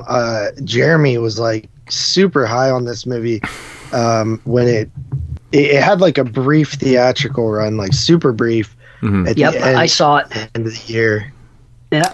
When we did our year-end show, I was the only one that saw it. It ended up being in my top 5, and the other 2 were pissed because I think it came out in December, and it was, like you said, real limited. Well, yeah, but it ended up getting like either a VOD or like what do you call it? Like a DVD. It got some kind of release like the first week of January or something like that. So I think I was able to finally see it before that we had, because we don't record. We didn't back then. We didn't record. I think still we don't record the show until like 2 weeks in. Couple weeks in. Yeah. Right. Yep. Right. That happened for this movie with me, and it happened with Suspiria. I was also the only one that got to see. They couldn't see it at all. It was limited, and fucking Christian didn't get it at all where he lives, and Brandon got it like, I don't know, 100 miles away. I was like, how the fuck does Buffalo get something? We don't get shit. What year was this eligible for top 10? Was it 2018? Or was it actually in 2017 when it was making lists? It was 17 for me, at least. Was it? Sure. I can't remember. It just feels like it was so long ago. Like 5 years seems way too long. I feel like it must have been 2018. I don't know. I just honestly am asking. I don't remember. Nope, it was my number 5 of 2017. Wow, dude. Has it been that long since? Like I remember. Oh my god, that's so crazy. Well, it was the very end of 2017. Okay, so I don't think I'm December. I don't think I saw it for the 17 show. I must have probably not had any access to it. So 2018, I probably saw it in for the first time. I did check it out though, for sure. Yeah, I do know that like it had like a very hard to see release. Like same with Suspiria, Dave. We did. Yeah, me and Carly did end up seeing Suspiria. I missed Suspiria too until it was later. Yeah. Yeah, very limited for some reason. Yep. Yeah. But yeah, so The Killing of a Sacred Deer, which is Jeremy's number 2 in 2017. Also, it was picked by Ratchet Command. And also Possum was picked by Mark Latham. Okay, so yeah, Possum was okay. That's what I thought. It was another Patreon pick. Okay, so directed by Yorgos Lanthimos. I know that he directed The Lobster. That's what I know his name from, which I never did see, which I heard is very strange. Also, but I do know the movie. Yeah, so this one, of course, is starring Colin Farrell, Nicole Kidman. And Nicole Kidman must have been like 50 years old at least in this movie. Exactly 50. Like, exactly. Her and body, dude. Stunning. Her body, bro. Dude. Like, what the fuck? Like, how many 50-year-old? Like, that's ridiculous, man. Ridiculous. I love her. So, and I will say, man, there's a short little sequence in the film with Martin's mother, who's played by Alicia Silverstone. And if you were a teenager in the 90s, like I was, you definitely jerked off to Alicia Silverstone at least once or twice. I was in my 20s and I did. So oh my God, dude. When I think the first time I don't know if it was, maybe it was Clueless in 95. I'm not sure, but it was around that era. And in 95, I would have been 15. So I would have been in the prime of whacking my shit. But oh my God. You didn't see her in the Aerosmith videos first? Oh, no, she was for in the Aerosmith videos. No, for sure. And then she made The Crush. Right. Yeah. The Crush. That's you just meant Spank Bank. Spank Bank. I'm not sure when it finally got fully loaded in there to like let loose. But Alicia Silverstone in the 90s was very much a part of everyone's situations, you know, male situations, probably some females too, right? Certainly. You know, she just has that look, dude. She's just so sexy. It's too bad we don't get a little bit more of her in this, but definitely some awkwardness with her in this movie though too. But synopsis: Stephen, a charismatic surgeon, is forced to make an unthinkable sacrifice after his life starts to fall apart when the behavior of a teenage boy he has taken under his wing turns sinister. Yeah, I wish I had seen this guy's movie, The Lobster, because I've heard that it's very much kind of similar. It's very awkward dialogue and it's kind of slower and it's just... Have you guys seen it? I know Jeremy has. I think Jeremy's seen The Lobster. No. No, I heard a review of it once, and it just sounded too fucking weird for me. Like a person's a lobster or something. I just didn't think it would be my cup of tea. I just remember I was whacked out on acid or something. When I first watched this movie, I kind of looked into the director, and then the first thing was, like, well, if you haven't seen The Lobster, you're probably kind of taken back by the oddness and weirdness of this movie, and just like, I mean, you can't even go 10 seconds of this movie without like having a weird, awkward conversation, right? It's just like a fully awkward movie. And I'm like, okay, so, you know, it kind of makes sense that he makes movies like this. It's kind of what he does. So we did mention off the top of the show that this is actually based on a Greek myth of Iphigenia. I don't know if that's how you pronounce it. I'm not sure. And it's literally having to do with a sacred deer, right? The mythology is basically she's the daughter of a king. So a sacred deer is killed, belonging to the goddess Artemis, and then he basically tells the king that he has to sacrifice his daughter to make things right. So that's essentially what this movie's about. What are your guys' thoughts on the killing of a sacred deer? Dave, we'll start with you. Since I know that you really like this movie, so. Yeah, well, excuse me. The first time I saw it, like I said, it was in December of 2017. Careful telling stories of when you first seen something. No nostalgia here. No nostalgia. Well, I'll tell you what. I got to tell you this, because the first time I saw it, I went in. I was by myself. I sat out in the parking lot. I freaking got high, and I went into this place. And right off the bat, when the movie opened and the freaking they're playing that orchestral music and the choir, whatever the hell it is, and the freaking you see the heart beating, I'm like, okay, this is gonna be a freaking trippy type movie, awesome. And I gotta tell you, it really blew me away, and I think having the buzz that I had on aided with that. And the weird thing is this: I didn't think that the dialogue was weird or anything like that. Yeah, you were high. Maybe Colin Farrell was because I know, right?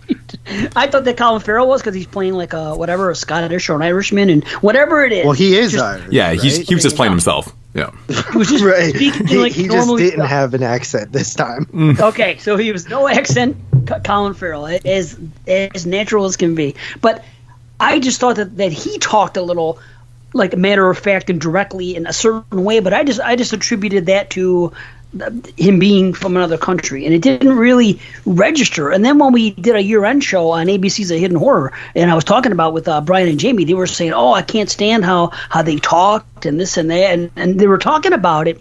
And I was like, I didn't even notice that they talked weird. I just fucking thought it was a cool movie, and I liked this aspect, and this was cool, and all this other shit. I didn't even realize it. Then the second time I watched it, I did notice a little bit, and I got to say it came down just ever so slightly. And it's been about 3 years. And then I watched it again yesterday for the first time in a while, and I still quite enjoy it. I've always liked it. It's just my style of movie. It's trippy shit, and it's the filming style very, very Kubrickian. And the guy is he loves fucking zoom in and zoom out, even more than fucking Kubrick. He was like dining times 10. It was like zoom, zoom, zoom. But I like it. I'm not knocking it, but so I've always liked it, and the performances are good, and it's just a good story. Yeah, like the first time I watched The Killing of a Sacred Deer, I was a little bit indifferent. I didn't hate it. I thought it was very awkward, but it was a movie that when I finished, I instantly wanted to rewatch because over time, I wanted to absorb what I'd watched and actually think about it, because I was like, okay, it's based on the mythology, I get it, but I was more confused about the approach that was taken with it, with the oddness and the awkwardness of the characters and conversation and stuff, because this movie is set in reality.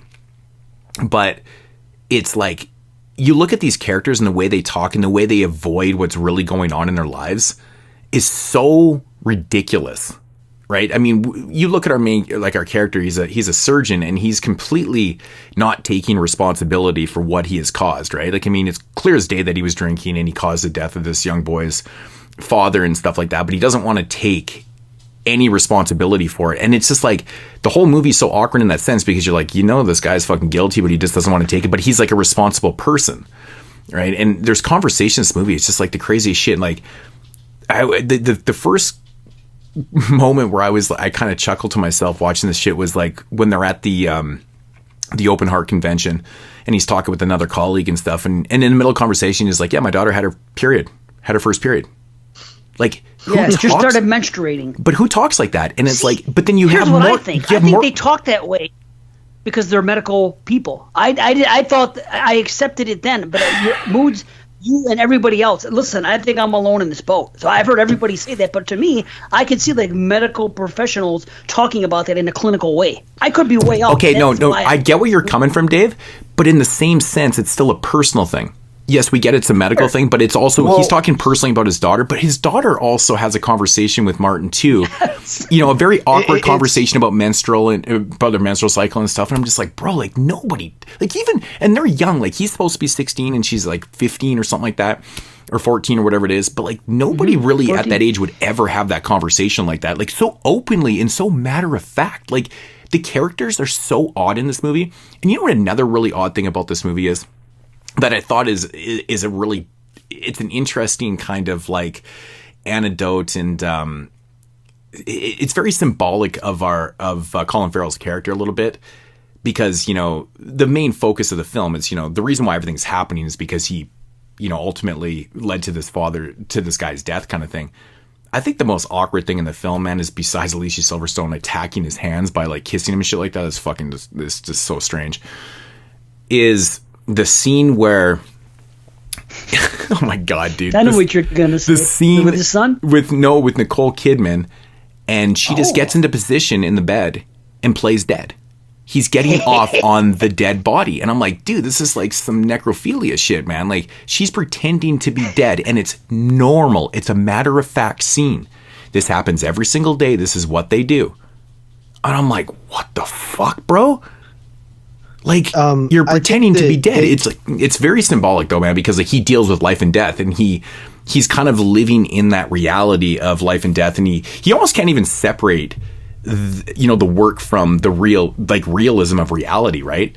That he's so focused on things like that, and he's so kind of disconnected with reality that he gets off on his wife being fucking dead, dude.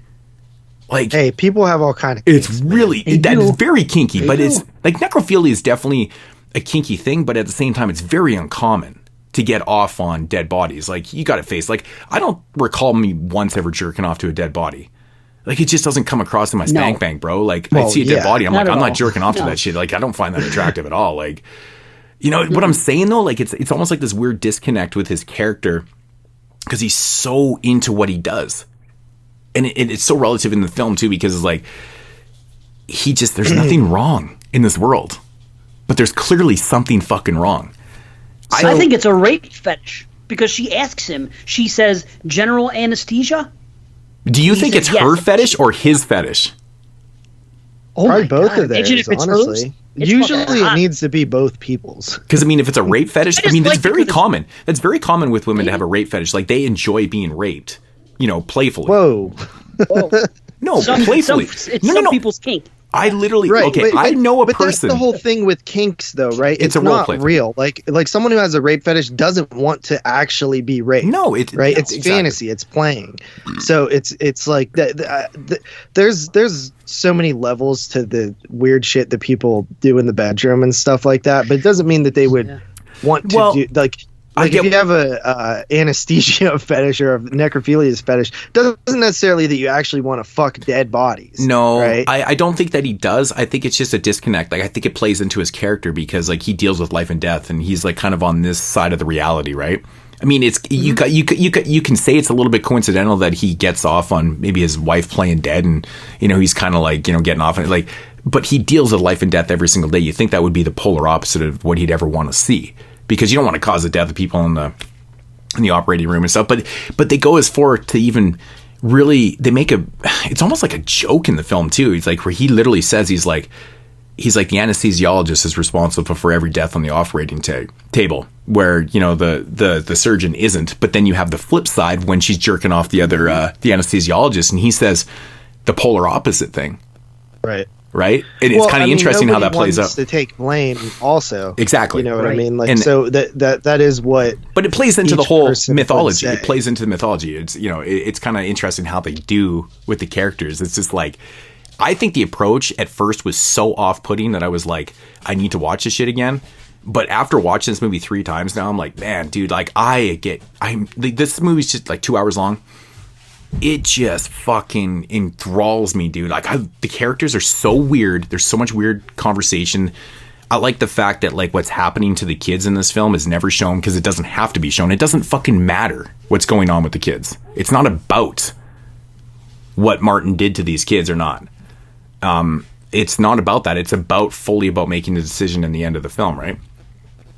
And I think some people might have missed that a little bit, too, because it doesn't fucking matter. It's all about Colin Farrell's decision at the end, right? That's the whole point of the mythology, and I think it's really interesting how they do it because some people were like, well, like what the fuck was wrong with the kids? And I'm like, it doesn't matter.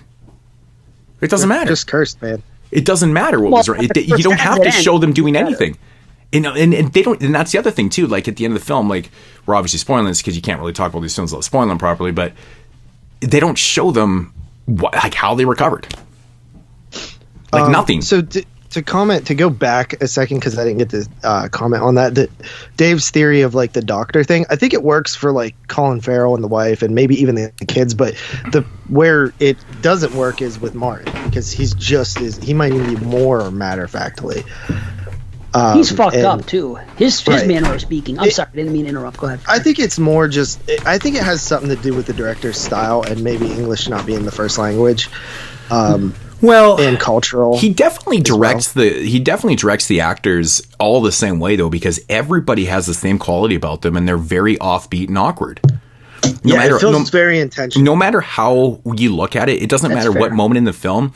Like even the scene where Nicole Kidman kisses Martin's feet, which literally makes me gag with very, very aggressiveness, heaving skills. It's so disgusting that she does that in the. I'm just like, oh my god, dude. But that's a whole awkward, like this whole conversation itself. It's just there's so many moments in this film where you're just like, oh my god, like all these characters are acting the same. I think it's directed very, very well. The approach is perfect in that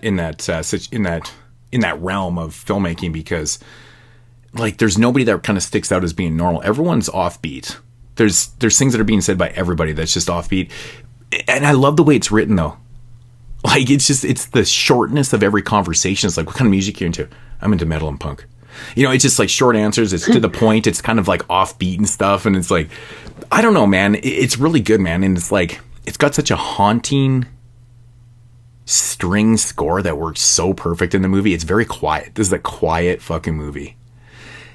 And I think my favorite thing about the movie is probably something that, you know, even Jeremy would bring up. The opening shot in the film, you know, that long-winded fucking shot in the hospital where they're walking and stuff. There's a lot of really great cinematography in this movie, man. Like it's almost like he wanted this situation to not be in the forefront. He's always coming away. You know what I mean? He's like, if you notice, it's always backing away from situations.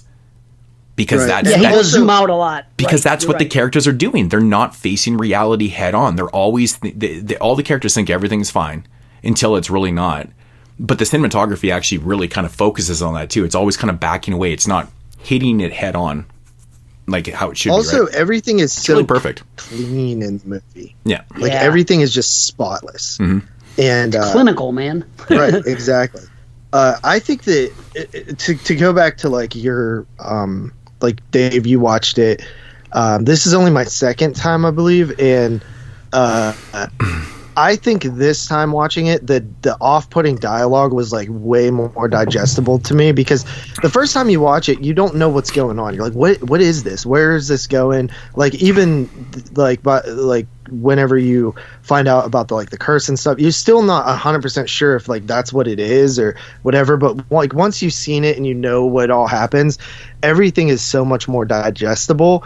And I really liked this movie the first time, but I loved it this time. I think that this movie is really fucking good and very high quality. The first time I watched it, I remember, I don't know how in depth we talked about it, but I said I liked it, but I was like, I definitely need to revisit this shit. And then I was forced to last year for the summer series, and I loved it. Like I was expecting to be like very kind of underwhelmed by it again.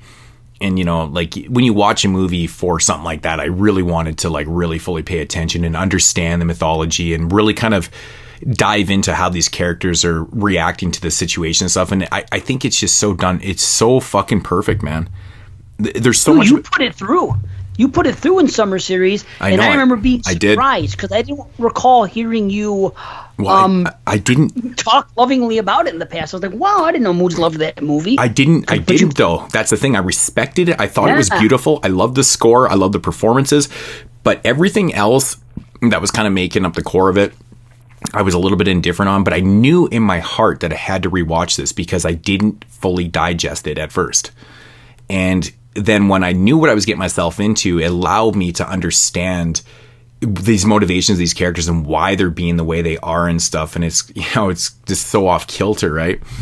And it really does work, man. It's a very haunting, foreboding horror film that it doesn't stretch itself beyond the means, it runs 2 hours, but I feel like it's kind of a good running time because it really does accentuate everything. And I mean, it's an interesting ending to what happens, because like the original mythology doesn't really end like that. It's not supposed to end like that, but they do. There is points in the film where it kind of showcases what's really going to happen. If you kind of notice, I think there's one scene in the film where I think there's actually a scene where the son there's actually like a deer picture above him. It's kind of like, okay, that's that's foreshadowing a little bit. There's definitely some foreshadowing going on with a deer above his head. He might something might happen here, kind of thing. But damn, it's very cool. Actually, it's very cool. Like, the thing is, if you go into a movie like this knowing the Greek mythology of the story, you might be a little bit shocked the way this thing ends up,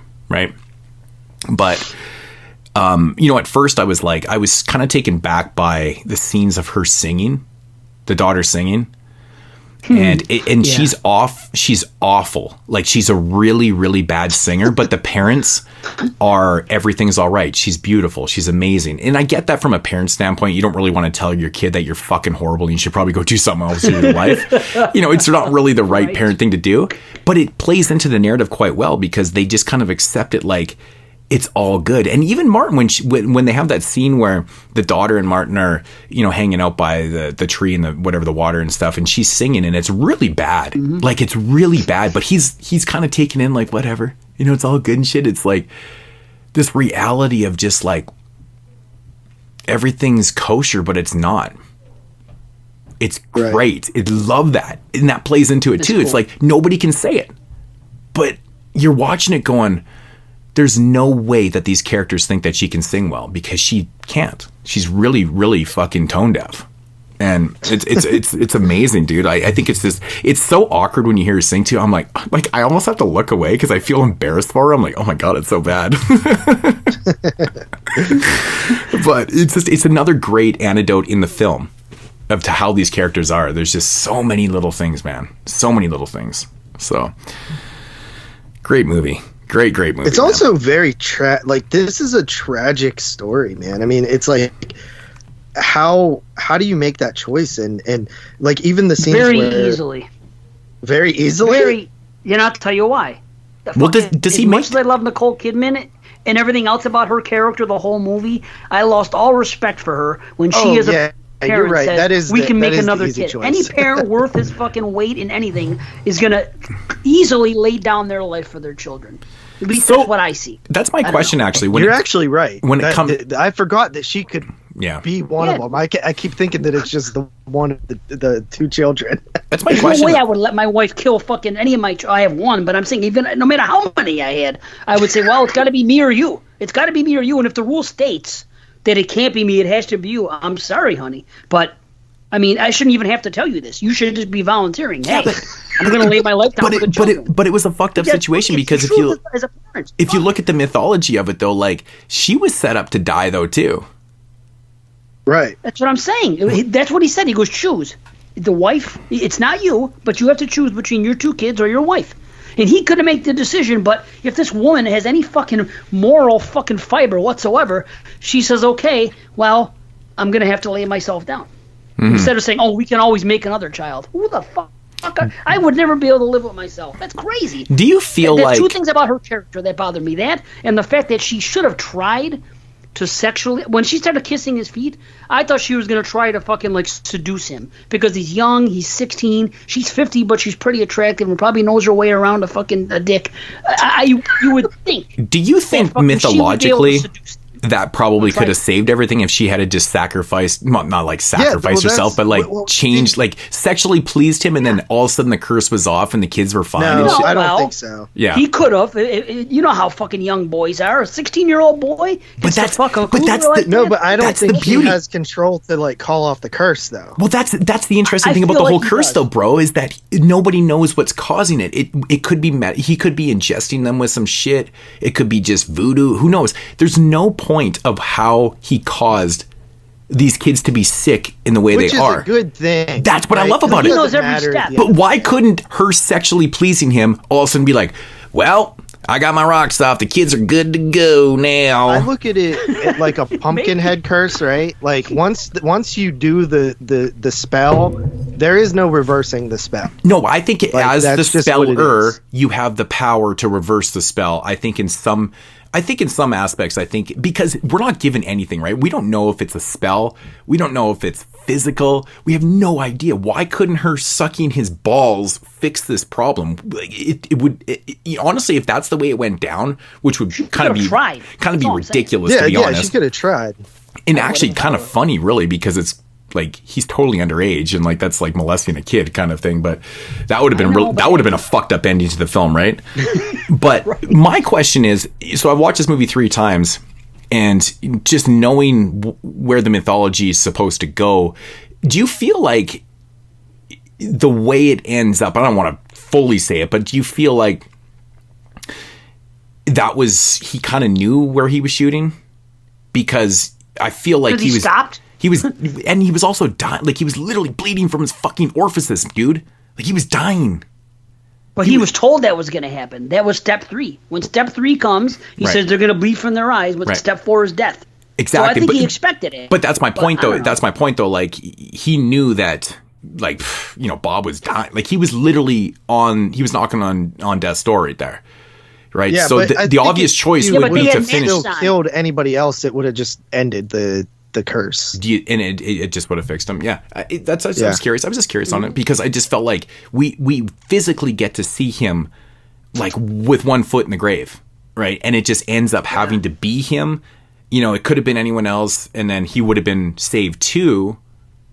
Hence the reversal in the mythology, and I just thought it was kind of interesting. It shocked me at first that it was him, because, to be honest, like, I actually thought it was going to play out in the actual mythology a little bit, because it just seemed like it was. I don't know why. It just, you feel like you would probably end up being the older, like, you know, like just being the older, and you just think it would be them, not the younger child. Well, the thing is, right? that they the like least Bob deserving. the least. What's that? Like the subtleties of the movie, like they get on Bob more. They seem to care about the daughter more and what she's doing. Bob definitely seems like he's the one that doesn't get as much attention. Well, there's anecdotes in the film. There's anecdotes. He's the best character. No, but they have a conversation. That's why it's more tragic, is because he's the one that the audience feels the worst for. You know what I mean? Definitely. And well, there's especially that moment when they start like turning on each other and shit. It's kind of sickening, you know. Well, there's that and then moment she says, too. "When you die, can I have your MP3 player?" Right. Yeah, dude. What the fuck? And there's also that moment where you look at, and Bob fucking, he's like with those little kid eyes, and he's like fucking dying, and he goes, but Mom and Dad bought me a piano. It's gonna be here next month. And you're just like, bro, like, you're never gonna fucking see that piano, man, dude. Like, it's just like an awful thing to, like, it's just brutal, man. It's like terrible. Yeah, it's very effective. There's some really good effective dialogue in this movie, man. It's really good. Yeah, the scene where Martin explains everything all fast. He's like, "There, I said it as fast as I could." Like, I'm like, what the fuck? Like, and then Colin Farrell is like, you know, like taken back by it, because like if someone tells you that, what are you gonna? You're not gonna instantly be like, "Oh shit, I believe this." But like at the same time, it's probably lingering in the back of your head. Like, what if this shit is real? So he's like, the first thing he does is go to the hospital and say, "Has he ate anything?" And then when they say no, he's like, "Fuck." Yeah, you know what I mean? Like, but he knew the donut. He pushes it in. But he knew. Pick it up. But Steve knew, aka Colin Farrell. He knew what Martin was telling was true, because they had medically done everything they could, and there was nothing wrong with them. Well, I don't think he 100% just. Well, he didn't want to accept it. He didn't want to accept it. He had a pit in his stomach. You know what I mean? No, that's the difference. He didn't want to accept it. He knew mentally that Martin wasn't lying, but you know, like he couldn't accept it. Just like he couldn't accept what he had done. Right? It kind of plays into the whole thing. That's his character. He didn't want to accept that at all. Right? It's a character fucking major fucking flaw, because the whole movie could have been prevented, and that's kind of the moral of the story, if he just had taken accountability for what he had done. And I think that's really what Martin wanted the entire film, was just accountability. But he was like, well, I'm honestly not going to get that accountability. I think that's very complex, dude, because on one hand, he looks like a changed man, but he's spending a lot of time with Martin to sort of make up. Because he felt bad. Because he felt bad, though. He felt bad. He wanted. That's why he was buying him gifts and stuff. It's all fabricated, man. Oh, I can buy his respect. I can buy his love. Genuinely didn't have regrets, because he didn't give a fuck, dude. He wouldn't, because he didn't own up to it. The reason why we know that he's not is because he wouldn't even admit that he was barely even drunk when he caused the death and stuff. He never admitted to doing anything wrong. He even says, he's like, it's never a surgeon that causes the death. You know, he says all these things, and he basically tells you that he's not responsible, but he knows in his gut, right? That's external. He knows in his heart that he caused the death of this kid's child or father, and he needs to, you know, probably do something about it. Hence the gifts and the sneaking around, and like, he doesn't want to admit to anybody, but you know, if I do this, maybe it'll change shit. But it really does backfire. It really does backfire on him. That's the irony of the whole situation. Here's my argument for why I think that he might internally feel bad about it, and because he's too self-absorbed to feel bad about it. If nobody knows that he did it, that it was his fault, and how would Martin know? Well, anyway, the anesthesiologist there was knows. No investigation. No, the anesthesiologist knows what happened in that situation. He basically admits it. Right? Because they were there on the operating table. He knows that Colin Farrell's character was fucking drunk and caused that death. But I'm saying I think he feels guilt. I think his he does wife feel doesn't guilt, but he know. won't admit to it. Exactly. Martin that's the probably thing. doesn't know. Well, I don't know how Martin would The know, but what I'm saying is like if he's taking it upon himself to sort of make amends and things like that. Normally, if it's fake, people are doing that for external reasons, but it seems as if all his reasons are internal. So that's why I think that maybe he's a changed person. Just because you don't go and tell everybody you made a mistake doesn't mean that on the inside you don't know it and feel it and be sorry for it, right? Well, true, but in that instance, you got to tell your wife even if you tell nobody else in the world, but if your kids are going to be dying, you have got at least to come clean with your wife. There's that conversation. Well, yeah, I don't think he wants to admit it. No, he bullshitted her. But that's the whole point. Because if he admits it, then this whole thing is his. All this stuff that's happening is his fault. That's the whole point. That's literally the entire point of the movie, though. There's a conversation between Anna and Steven there towards the end where he fucking loses his shit. Like, she basically calls him out at there and says, you're a shitty person for not admitting, and you know exactly why the fuck all this is happening, and it's because of you and your selfishness and your self-absorbed motherfucking cock-ass attitude and shit like that. He fucking loses his shit and fucking destroys the kitchen and shit like that. That's the whole movie right there. That's the whole fucking movie in a nutshell in that scene right there. Right. And it's very effective. It's very effective because she's just like, fuck this. She has an epiphany. She's like, I fucking know what the fuck is going on here. You're a dick. You know, this whole thing could have been prevented if you had just taken accountability. But they never wanted to admit it because they're super high class people. They don't take, nothing happens to these type of people, right? Yeah, I mean, it's a hard pill to swallow, right? He's one of the most respected surgeons in like the United States. Like, this guy does conferences, he gives speeches and shit. Like, he did not cause this death, right? And it's a hard pill to swallow, you know, for lack of a better cliche term. But and he does try, even when he sees the mother, he gives some time in, he watches the movie. That's why I feel like that he's sort of changed. I mean, people are complex, but only right? There's nuance to him. It's not just but cut and dry, like, you're bad, you're good. Have you ever done something before and you kind of feel like you need to do something, but you don't really want to do it because you're like, I have, but I don't necessarily think that that's why he's doing it. Like, I think he is really trying to make amends and like really trying to be there in this kid's life to sort of, make up for what the bad mistake he made. And I think it's coming from a place of good. I don't think it's coming from a place of selfishness. That doesn't mean that it's interesting and very complex too, because, you know, if you see Steven's character, he doesn't know for 100% fact that Martin knows that he caused his father's death.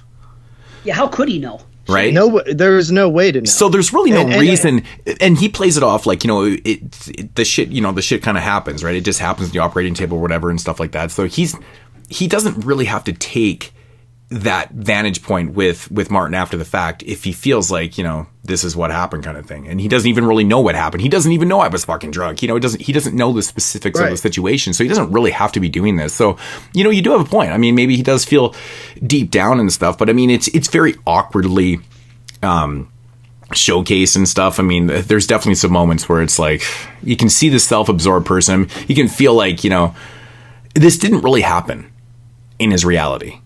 But I'm still going to do something. It comes down to the fact, like I said, people are very nuanced.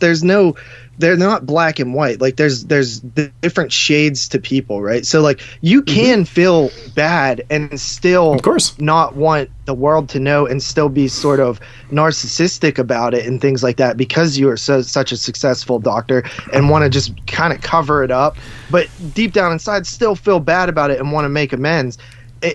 I think that the character, like, for as weird as the dialogue is, I think the writing and the depth of the character is insanely well done. Because there is this conversation that you could have, like, well, was to sort of just put a label on him that he's just a bad dude because he won't admit what he did was wrong is too simple of a No. I never said he was a bad person. I'm more or less saying that he's very human in the terms of his position in the hospital. People like that can't admit that they did shit wrong. They just can't do it, right? It's just impossible because your whole career is at stake at this point, right? So it's ego, it's professionalism. Exactly. That's what it's all about. When you're doing something that important, right? you almost have to have this sort of like invincibility quality to you where things don't affect you and you could just move on from it. You know what I mean? So I think a lot of doctors are like that, right? Like absolutely. They don't make mistakes. They're just these robotic people. But you can't deny the fact that, like, you know, he's kind of trying to buy the respect and the love and, you know, kind of trying to fix the situation a little bit with gifts and stuff. Because, like, there is a point where, you know, when he gives him that watch, and and Martin's like, he's like, oh, you know, I actually like the leather straps, and he's like, well, I got you this one because it's more expensive. Like, he makes a point of stating that this is an expensive ass watch. And there's even another moment where the anesthesiologist, when they have that conversation, he's like, we got the same watch. And at that point, you know, like, holy fuck, what did he spend on this goddamn watch? Because anesthesiologists, from my history, like, they make a lot of motherfucking money, dude. Like, we're talking they do. They make tons of fucking money. They make money. Very specific. And I'm like, okay, so he bought him this watch. He's really going out on a limb. Like, he's really trying to spend some money and prove, you know, like, maybe trying to buy some shit back out of there. I mean, you wouldn't be spending, like, you know, that much on a fucking watch and stuff. But there's those little things in the film that, you know, if you catch on to, you're just like, okay, that's character traits, right? It is a very weird movie, too. Like, just the fact that, like, Martin is, like, trying to hook the mother up with him and stuff like that. He, like, basically wants to. So it makes you wonder, like, if you know why just became. But you know why he's doing that, though, right? It's okay. He wants Dave, him as his father. I think. It's not so much that he wants him as his father. He more or less wants he wants to rip the fucking family apart, though, too. Right? He's trying to rip the. It's another thing. Right, if he can somehow... You think he wants to punish the family? Honestly? Yeah, well, not the family. Not only was he destroying the kids, but he wanted to rip them apart too, because he's like, fuck it, man. You know... It's literally just the mythology, right? It's an eye for an eye. It's like, to make this right, something has to be taken away from you. Yeah. So you take the father away from the family... and you incorporate. I don't think necessarily he wanted him as a father, but he wanted his mother to be happy also.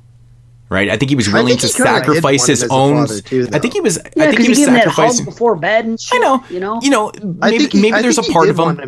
Maybe there's a part of him that wanted to replace his father, but at the same time, he's also. You know, he doesn't really like him that much. I mean, let's face it, he's doing some crazy shit to him, right? I think it's more about breaking up the family. I don't think it's about that. I don't think it's just about fairness. I don't think that he hates him, and it's a very weird movie. Yeah, but that's a one step further. It's not typical of what, like, human emotions are. But the fairness, right? But he does want to hurt her, because remember when the wife comes over, Anna, Nicole Kidman, whatever, when she comes over and talks to him, he makes it a point to say, basically to fill her head with, oh, by the way, your husband and my ma kind of have a thing for each other. Like, he's saying that intentionally to hurt her.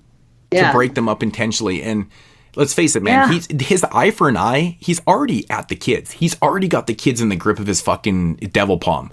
He doesn't have to go the extra, you know, leap and, you know, break the marriage up and fucking, you know, end up with, you know, having Steven with his mom and shit. Like, it doesn't have to be there, but he goes that extra distance, man, to add it on. It's very sadistic, actually. But I agree with what JP is saying. Like, both of you, I agree with everything that you guys are saying on both sides of the fence. But here's the thing: what you say, I say this many times. Movies that I happen to love that sometimes other people don't are the type of movies where it's real human beings, and I see real human beings as being flawed. I love when fucking so many times, like that movie The Rental, that's a perfect example. I loved it, and I loved it because of the characters. To me, were very human, more so than you see in regular movies. But I always see people complaining, oh, nobody's likable in that movie, and I'm like, oh, wait a minute, you're judging them based on this and this and this. Look at the situation they're put in. Everybody has good and bad in them, and that's what I like when I see a movie like this. And I think that Colin Farrell's character does have that. Like what JP was saying and pointing out, he's trying, but he's only going so far. So there's good and bad. He's just a human being, and yes, he does do some things wrong, but that's what I like about the movie.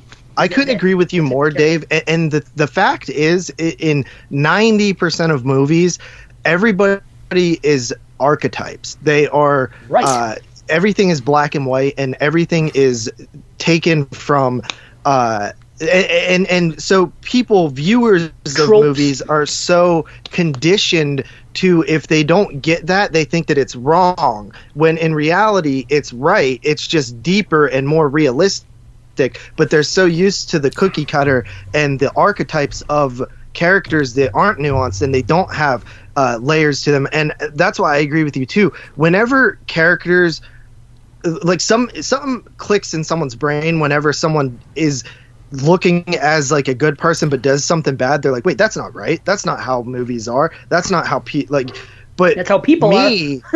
I look at it like, well, that's just reality, because nobody's 100% good and nobody's 100% bad, and there are all these different layers to people, and you could do something bad and still have a bunch of good qualities or depth to why you did. There's just so many layers to characters that you can create. But the point is, in life. But the point is with Steven is that, like, yeah, he may be a really good person, but he still can't admit that he fucked up, though.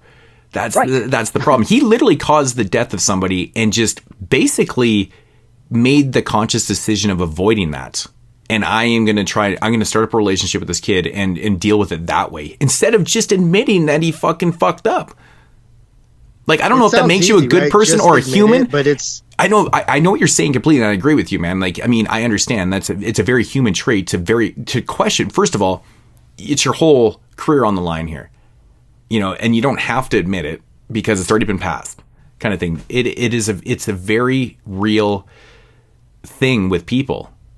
It shows how human he really is. I understand that completely, but I mean, at the end of the day, all that aside, he still made the wrong decision of not admitting to what he had done. And most people would make that decision. And most people would probably make that decision. I mean, to be honest, I think of myself a pretty good person.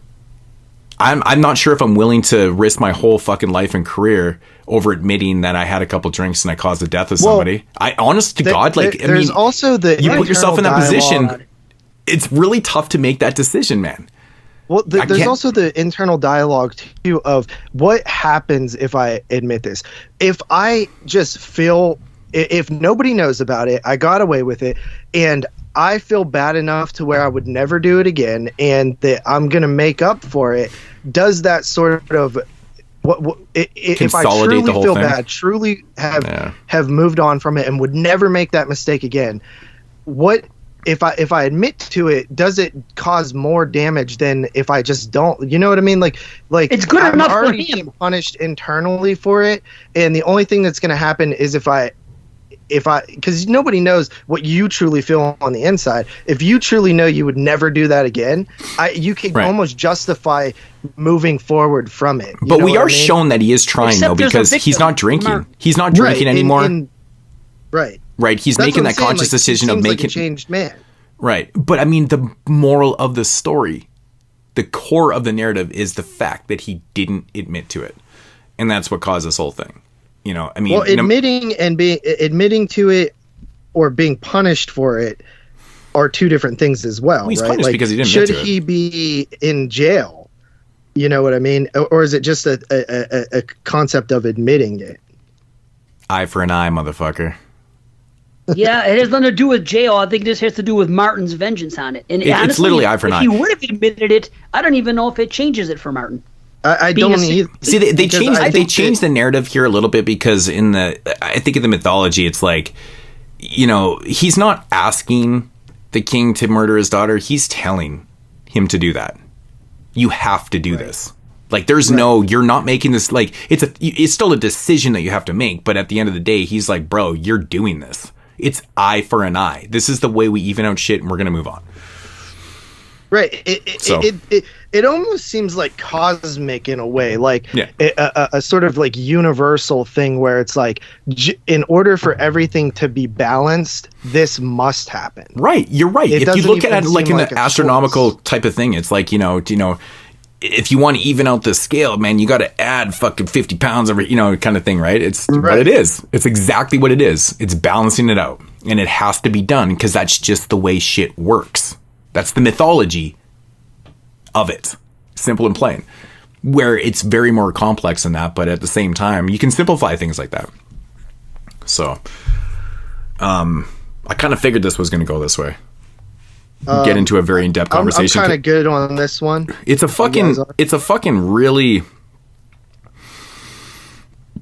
really good movie, and I really challenge people out there to rewatch this movie if you didn't like it the first time. Say if you didn't like the way it was filmed, or the the awkwardness of it, or just whatever, maybe just give it a second shot. Because maybe if it could be anything. Maybe you didn't understand mythology or what it's based on or whatever it is, what it is. But it's a really interesting character study, really. Definitely check it out, though. Definitely check it out. So who wants the ratings? Are we good? Dave, are you done? You got anything else? No, I'm done. No, I'm good. Yeah, okay. It's a great flick. JP, we'll start with you. All right, yeah, absolutely love this one. I've definitely even came up more on it than the first time I seen it. You're right, Moods. It does freaking cruise by for being 2 hours, and I just love the performances. I love the characters. Never been like a massive Colin Farrell fan, but like, man, this guy can act when he gets a project like this. I'll tell you that. But yeah, even with the weird fucking dialogue, but it's definitely like I've definitely felt it better about it this time. I'm gonna go ahead and give it a 9 out of 10. All right, Dave. Yeah, I think it's fantastic. The acting, the way it's shot, even you have to have the weird dialogue, otherwise it's not as impactful. It's the whole package. No, and like I said, I didn't even pick up on it so much the first time, but now it's like it adds to the whole. The feel you get from this movie. It has to be that way. If it was not spoken that way and acted that way, it wouldn't have the same impact on you. So, the first time I saw it, I was the highest on it. And then I went a little bit lower. And yesterday I kind of stayed there. But this conversation has gotten me back up to where I was originally at. And I'm pretty high on it. It's 9.5 for me. Man, it's like... Oh, dude, no matter how many times, and I probably will watch this movie again, I'll never get past the scene where it's like, can I see your armpit hair? And then and then they go further when Martin's in the doctor's office and he's like, could you imagine walking in on that, how bad that would look? Dude, that's what I kept thinking the first time I seen it. I was like, somebody's going to come in and they're going to think he's like... You could never... explain. You could never simply say, oh, he asked to see my armpit hair. Like, nobody would believe that. It's like, bro, you're undoing your shirt with a 6-year-old boy. That's just like, there's more to this than armpit hair. Nobody wants to see armpit hair. Speaking of hair, how about fucking when he tells his son he's gonna make him eat his hair? I know.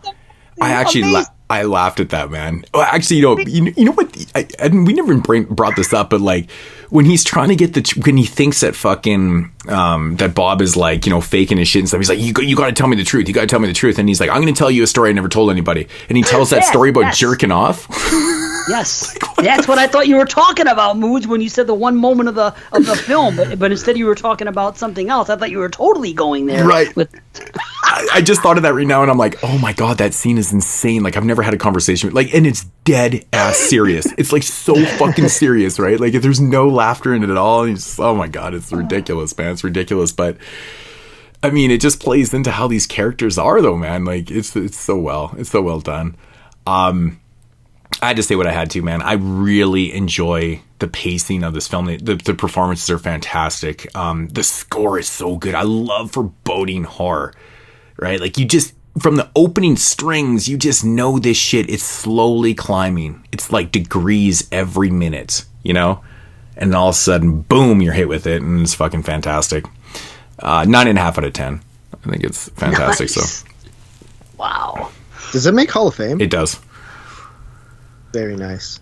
I believe it should be. I think it honestly, man, this is why you rewatch movies, man, because I originally gave this movie like a 7, and I knew in my heart I wasn't fully invested in it when I watched it. I was like, I got to rewatch that shit because it was so compelling. And I think I'm just going to give it a 0.5 off because I didn't get to see Alicia Silverstone more. No, I'm joking. That's not the reason why, but I'm just saying. Jeremy gave it a 10 anyway, so. Who? Jeremy. Oh, did he? Really? Right on. Yeah. Well, I guess no matter what, I guess that was making it pretty damn easy then, so. Crazy. Yeah. Dude, and it was very like a Kubrick movie. So many things that I forgot to mention. Even the beginning of it, when it's just a black screen and you hear the music playing, that Kubrick did that in a couple movies. So I think that this guy is a huge fan of Kubrick because he just does a lot of shit like him. It actually kind of makes sense, man, because if you look at the way some of the dialogue is written and stuff and the way it's kind of projected, like there is some early Kubrick stuff that's not 100% the same as that, but very awkward and stuff. You look at Dr. Strangelove and stuff, like there's some really weird shit that's going on in that and the way dialogue's projected and stuff. Yeah, it does kind of make sense, but I never really thought of Kubrick when I was watching it, but it's interesting. It's interesting. Those fucking zooms in and out constantly. More out, like you said, but all I kept thinking about was The Shining. That's what I love about the cinematography is one of the coolest things about the movie because it's literally pulling away from every situation like it doesn't want to be fully invested in the moment, right? Which is exactly what the characters are doing. It's literally brilliance. Like, yeah, when you said that, I was like, holy fuck. That's fucking awesome. I know, and I never caught that until I was watching it this time. And I was like, oh my God, dude. Like, because I was... I just watched last summer and I was really invested in it. I was like, hey, I'm going to try and notice more shit in this. And then that's when I caught the fucking deer painting. Oh, that's great. And I was like, oh. Every time I watch this movie, I think it's going to... that one scene in fucking... what's that other movie? I always think that's going to happen here. Whether the kids are in class because it's young kids about the same age as these ones. I want to say it's that fucking movie what the fucking the kids from the 90s did it. Wasn't there a deer fucking inside their school lunchroom and something and it was dead or something?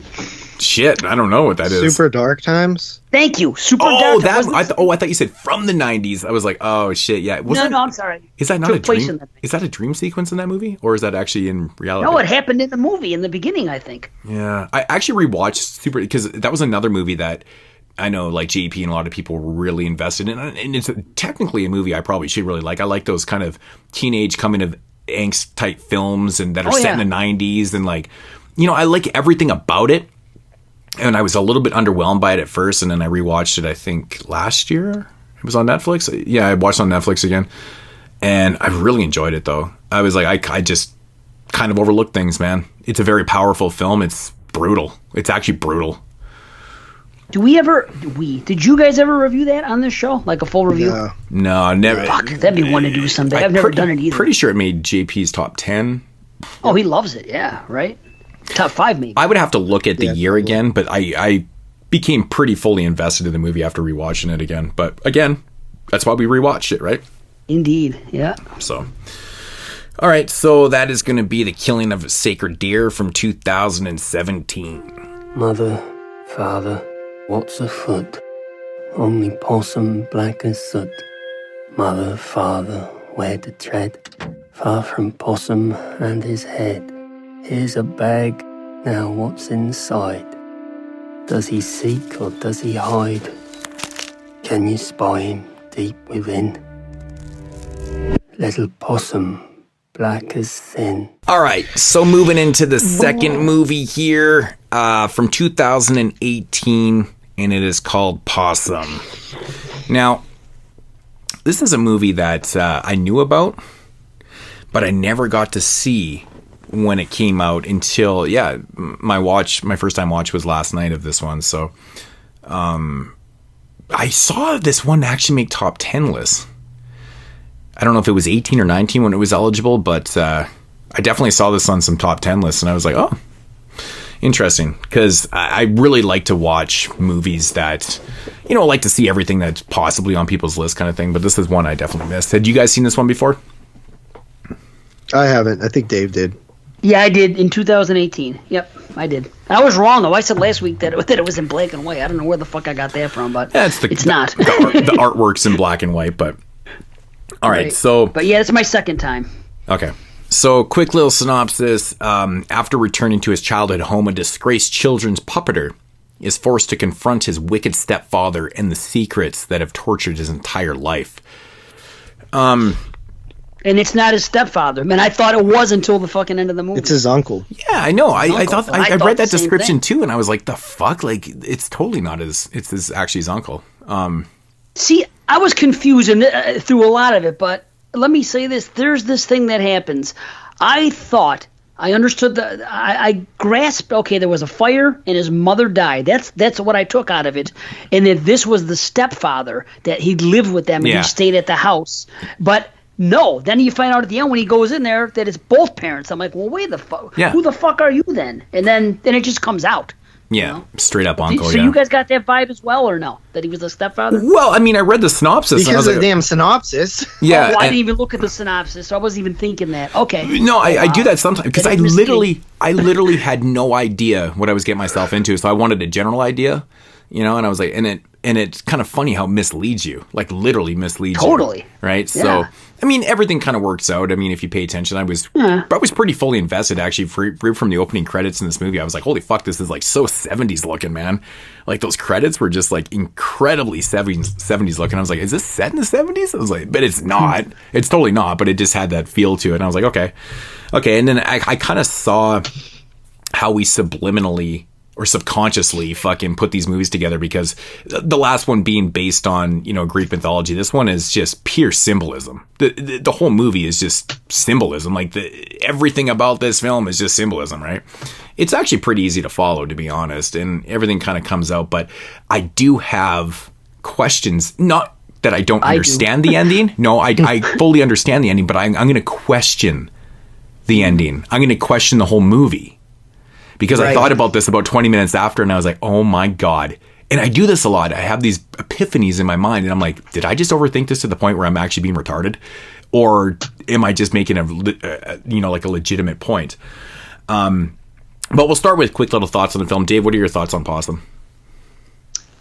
I came away with the same feeling I had the first time I watched it, because it's been a couple years, and I sat down knowing that at the end of the first time I saw it, I wasn't 100%.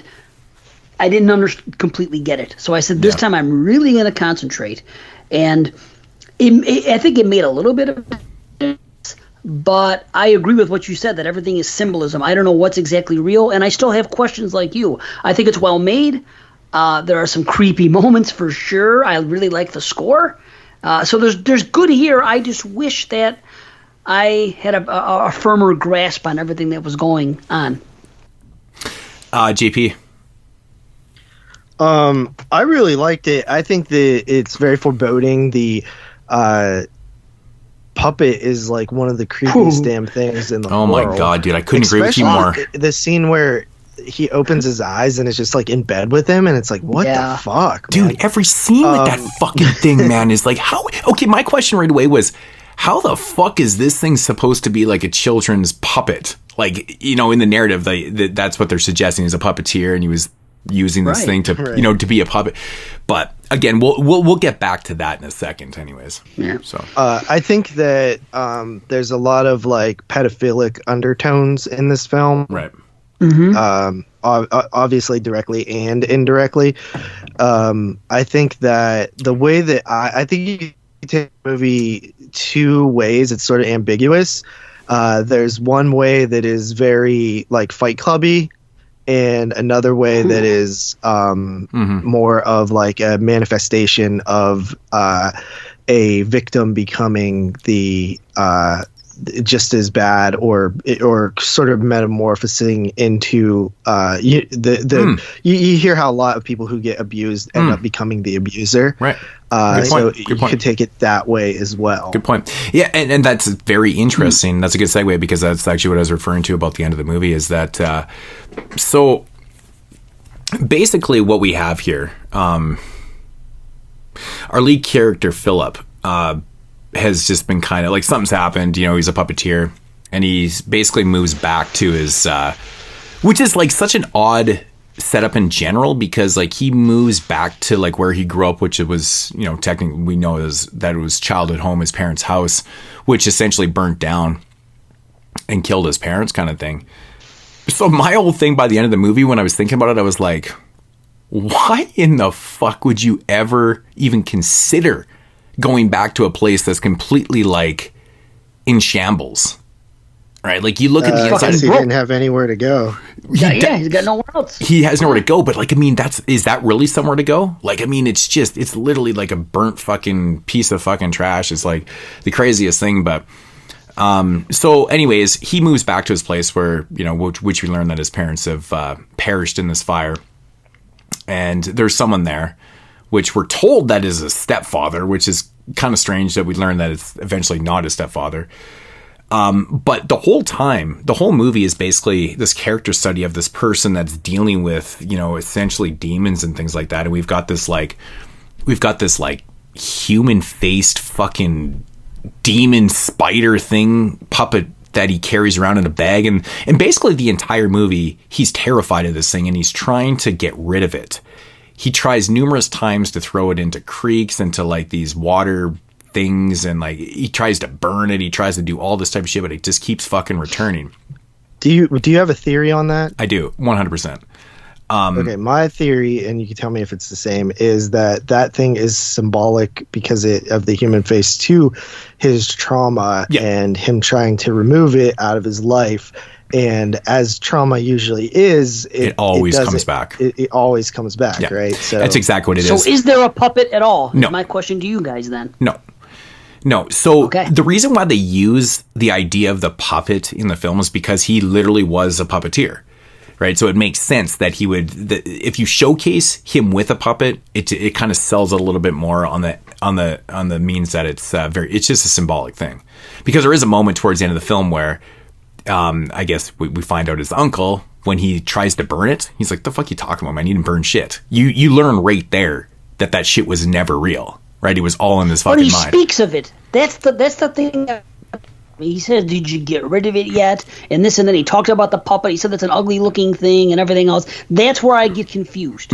Is that you're taking, if you're going to say that everything goes in one direction and it's symbolism and everything else, I can buy that if it adds up the right way. Yeah, but is his uncle real? It doesn't mean. Okay, so that's my whole thing on this whole thing is that there's two ways of looking at this movie, and I don't want to give every single thing away. But basically, yeah, that's very symbolic, right? I think this puppet is, you know, is the manifestation of his past, his grief, his fucking, the trauma that he's been through and stuff like that. Because it keeps coming back. You're 100% right. I think that's exactly what it is. There's moments of throughout the film that I feel like are other things like, I want to say, and I don't know, like I'm not an expert on symbolism, and I always feel like symbolism can be interpreted a lot, you know, in multiple different ways. Right, like you can be objective about it or subjective. I don't even know, but I do know one thing about. There's multiple moments in this movie where they talk about, like when he tells the story about the fox, when the kids like beat it down and they stabbed it to death and stuff like that. And there's a scene where he's walking up the pathway and he sees the dead fox, and then he turns around and the fox is living. And I'm like, well, okay, that's very symbolic. And the way I see that is that he knows physically that he's alive. And I think this is the way they try to showcase it. I don't know quite, you know, just see, question if I'm right or wrong, whatever. But I feel like him seeing the fox dead and then alive is how he is in the, like he knows physically that he's alive, but mentally he's dead, right? Because of his past. He's tortured by, you know, this manifestation of this puppeteer and stuff, which is obviously the symbolic of his past and stuff like that. And I feel like when he sees the fox alive and dead, I feel like it is definitely something to do with him. He knows like he's physically alive, but mentally he's dead. And that's why we get the physicality of the alive fox and the dead and the stories and stuff like that. I don't know. There's other things in the movie. The balloons are interesting. And the only thing I can ever grasp from the balloons is possibly, it's maybe the light at the end of the tunnel. They're escaping. Really? Because they show the balloons flying away so many times in this movie, and I'm just like, why the fuck do they keep showing balloons? Like, I don't even understand what the hell's going on here. But then I kept thinking about... Well, they're black with the smoke. So I'm thinking it's the fire-related thing, and it's like fucking... And you also associate balloons with happy childhood, and this is a black thing. All I see... If I'm getting interpreted, I'm just thinking that it's fucking... a terrible thing, a fucking shitty childhood, basically, and that's fucking... that's actually pretty good. I kept seeing it as like, you know... You're right, though, man. I associate the balloons with the childhood thing, but yeah, it makes sense now. The colors are black, right? But I see it like there maybe is light at the end of the tunnel, like they're escaping. He's maybe finally trying to escape this prison of this mentality that he lives in. He's been tortured and stuff like that. I just see him like escaping, because I mean, when balloons get let off into the air, what do? They just kind of escape into wherever they go, right? They're free. They're free. Like, hence, you know, like the old saying, they're free. And that's how I always saw the balloons, is like, he's eventually going to get free. It keeps kind of coming back to it. Like, one of these moments he's going to be free, which leads us into the end of the film, which is really, really interesting, because if you take it for face value, and what we learn is that this guy that is in his childhood home is his uncle, and he was the source of all his mental anguish and his physical abuse and most likely getting raped. You know, I think his uncle was a fucking child molester / murderer and stuff, because we learned things throughout the film that that these things had happened in the past. There was kids that went missing, and then we find out that, you know, the similar things are happening here and stuff like that. But it's an interesting premise, because something happens with his uncle, and a certain person that's been kidnapped is let free and stuff. But then I kind of go like, you know, you question the whole fucking thing. I'm like, if everything that we're seeing is very symbolic and it's not really real, was the uncle actually ever there? That's what I would. That's in his life. Yeah, because you got to look in his life. Yes, in his life, yes, but he may have died before. Pass away. But the thing is, remember, interesting. he said, "I'm leaving." Yes, remember he was there. The one thing that's really interesting about the whole situation is that his uncle never talks to anybody throughout the movie except for Martin, or except for Philip. I mean, and the only moment that vice he has, versa, right? Yeah, and they only ever talk to each other, which would make kind of sense of that maybe his uncle, his abusive uncle, is all in his mind, and instead of his uncle setting him up with the abducted child and stuff, was really Philip the whole time doing all this shit. And like, he has this epiphany where we see him killing his uncle in the end of the movie, and that's kind of what set free. It kind of set everything out. That's hence the balloons. Going back to the whole balloon thing, it's like he defeated his uncle, he defeated his demons in his mind, and then he has this moment of clarity where he's like, the kid that has been abducted is real. Gone. Right. Lets him go because he defeated the demons, kind of thing. And I was like, okay, there's two ways of looking at this. His uncle either set him the fuck up and he actually physically kills him, or he was just a manifestation the entire time, and he had to defeat his demons in his mentality. So my question is, which would in case make him the actual abductor. Exactly. Anyway. So Philip actually is the reason I lean on that theory a little bit is because so that's what you had the then? interaction with the dude at the beginning of the movie, the right. abductee. Of course. So it proves that he was aware of this person, whereas the uncle, there's never a scene with that person and the uncle. But there's even that moment too where Philip is carrying his duffel bag of hell, and he comes across those guys, and they just like they call him a pervert. They're just like, remember? What's up, pervert? Fucking pervert. And and he just kind of stares at them, and I'm like, okay. And I thought I didn't even clue into that until after I was done thinking. I was like, oh, wait a minute. That makes a lot of fucking sense. So maybe he is solely maybe this is like the reality of what's going on, and what we're seeing is, you know, the manifestation of the demons. And I'm like, oh fuck, man, this is actually a pretty complex fucking movie, man. And it rips by too. Like, it's only 85 minutes, and it really does a good job. It's such a dirty motherfucking looking movie too, man. The cinematography is just it's filthy, dude. It's filthy, man. It's really, really filthy. I love the location they shot in, like burnt down house and just all that type of shit. Everything is just, his uncle's teeth are fucking disgusting. And like, that guy just resonates, fucking child molester, murder, pedophile. Like, oh yeah, that was well casted and shit, man. But I sat here after I watched this movie for about an hour and just laid on the couch and just thought about it. And I was like, fuck, man, I must really like this movie if I'm thinking about it. Because I couldn't stop resonating both theories. I'm like, I wonder what these guys, and I couldn't wait to talk about this film. I was like, I wonder what they think it is. Because I'm like, they've got to be thinking either way. Because if you look at it as a symbolic thing, that means you're already in this alternate reality of like demons and shit, right? So what is it? I don't know. I don't know what the right answer is. I really don't know. I have a feeling. I have a theory here, and I didn't know where I was going to go because I was still confused at the end. But hearing you guys talk leads me to this. No one's addressing that this happened in the past. So here's what I think.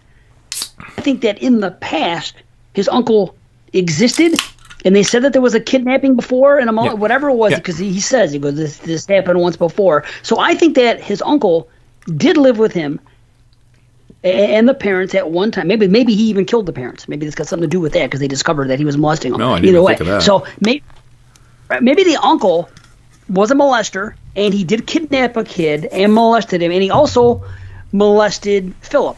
And Philip was a weirdo as a result. And you know how it is when you're kids and there's those weird kids that sometimes get picked on, and they may or may not be perverts, but they're a little bit off, and they get called a pervert. And then sometimes, in the case of this neighborhood, that did end up happening, where eventually people called this kid so many names, so many times he ended up doing something, and he got older that was perverted.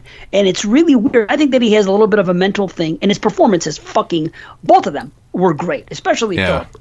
Great performances. But now talking about this, here's my theory. His uncle molested him and another kid in the area when they were young. These other kids picked on him just because he was awkward and everything else, and then he was molested, so he was then again awkward, and maybe they just called him pervert because he looked fucked up or whatever, the way he acted, just weirdo, And then when he finally does come back here as a disgraced puppeteer for whatever reason, I wish we knew more, but it's okay. That's not important. Well, he got fired from school. He worked at a school. I thought he was a puppeteer and he did something with kids and there was a to-do about it. That's why there's a scene where he kind of like, he's outside the school of his old school and he's like, yeah, I used to go here. And the guy's like kicking him out because he's like, he has that connection. He just got fired from one and he's like, well, just kind of drawn back to that school kind of thing. Yeah. But I mean, maybe it plays into the fact that like he's a puppeteer for kids working in school. His uncle definitely existed and definitally abused him. Oh no, that's why the whole symbolism with the trauma. Yeah, he has trauma, and but the thing that's ambiguous is the uncle still in the picture when we see him, or has he been dead for a while now? And this is just him returning and sort of acting out the. That's what I think. In my mind, that's what I think. Yeah. In my mind, I really, really hope that the director was going for the fact that like the uncle wasn't there and he was fighting these demons, and I hope that he was a manifestation man, because I think that's a better movie. I'm not sure if that's the right answer, because I definitely thought it both ways. And the reason why I thought of it is because I'm like, wait a minute, there's no interaction at all.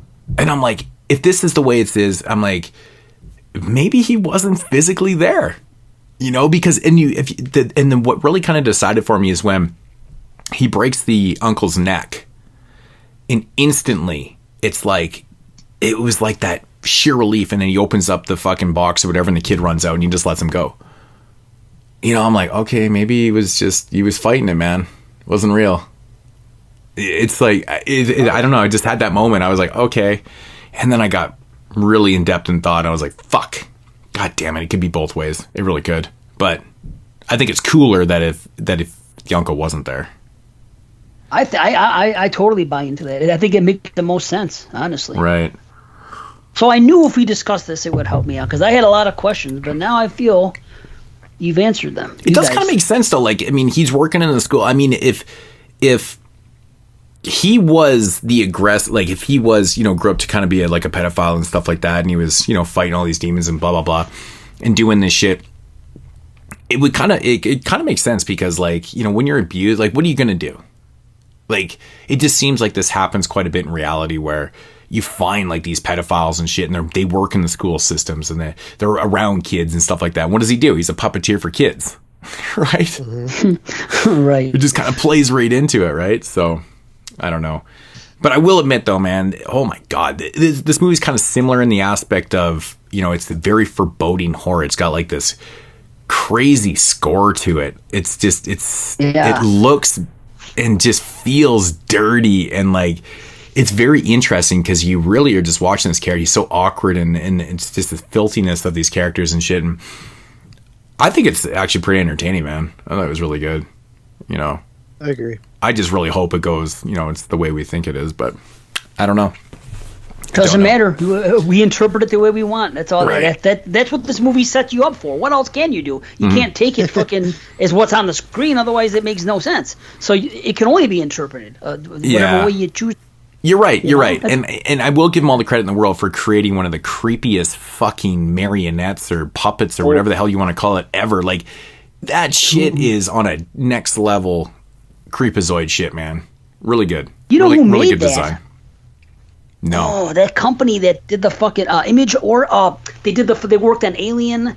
They worked on what the fuck? I gotta look it up. I bet I can find it somewhere. But it's someone that's a company or people that make things that have done things for horror movies in the past. It kind of reminded me, like, right away. It reminded me of the scene in The Thing with that, like, you know, the kind of the spider face type thing, and I was like, oh, that's creepy as shit, man. I guess no spider face, but you know, like that thing with the fucking spiders and whatever the fuck it is. But instantly kind of brought me back to The Thing for a second.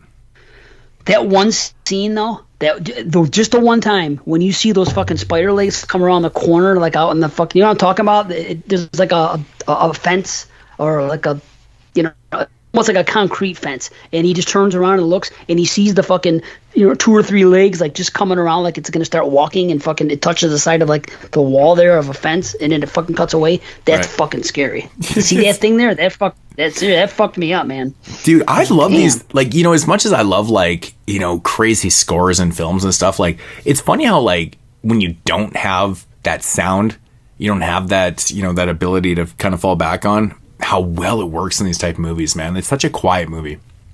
It's very, very quiet. I love that shit, man. Very, very, I think it's like one of the most effective things, man, when you don't overdo shit. You don't have to overdo shit, but no, you don't. No. Wow, it's good stuff. I wish I could find out who the people were that created it. Damn it. I don't know. It'll come to me later and we'll be off the show by then. So I don't know. Yeah, I was so captivated while I was watching. I didn't even take many notes. I didn't even really take many notes. I was just kind of going off what I was thinking about last night. It's like, sometimes when I get so into a film, I'm just like, oh, I didn't take any fucking notes. But yeah. I gotta say, man, I love the nursery rhymes that were going along with the puppet. Very Babadook-like. So it kind of plays into it more like when Uncle Maurice steals not really, but I guess when he's reading off the book and stuff and he kind of freaks out. He's like, where the fuck did you get that shit, man? Now, it makes me kind of believe even more that he's not there. Because it's torturing him even more, right? It just feels like he shouldn't be there. It's just, yeah, I'm going with that shit, man. Whatever. Yeah, because he even says that stuff to him. They talk about the candy and this and then. He goes, man, he goes, Maurice. He goes, fucking, but I forgot the word he said. Like, this place is really a shit. No, he goes, this place is really disgusting or something. Like, he was almost like chastising him, you know, for being there and but again, not fixing it up or something. Right. Because, like, the candy thing is, I would assume, is probably something that has to do with his childhood, and Maurice probably gave him these candies and stuff, and that's why, like, literally when he gives him one by the fire, like, he starts to gag and puke and shit like that, and he's regurgitating it because it's like poison to him. Like, that's the way I felt. Like, it was, that's what I thought was happening at first when he gave him the candy, was that he was being poisoned because he was like gagging and puking and shit. I was like, what the fuck is going on?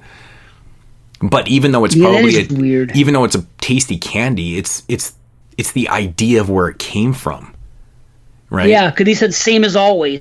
Maybe he molested him and then he gave it to him after he molested him. I think so, dude. That's exactly where I was getting at. I think that he used to fuck him in the ass, and then he would fucking give him green candies, which would have made no sense that they were blue candies, because blue balls, wouldn't have blue balls then, but I found it. Odd Studios.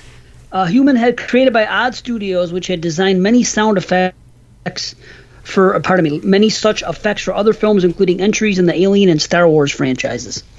So right, that makes sense, man, because they're really fucking good. Yeah. They're creepy and effective and shit, man. I can tell that JP just wrap this motherfucker up. That's what he's saying right now. But that's what he's not. That's what he's saying without saying it right now. I can tell when he goes quiet. He's like, I gotta go. I do have to go to work.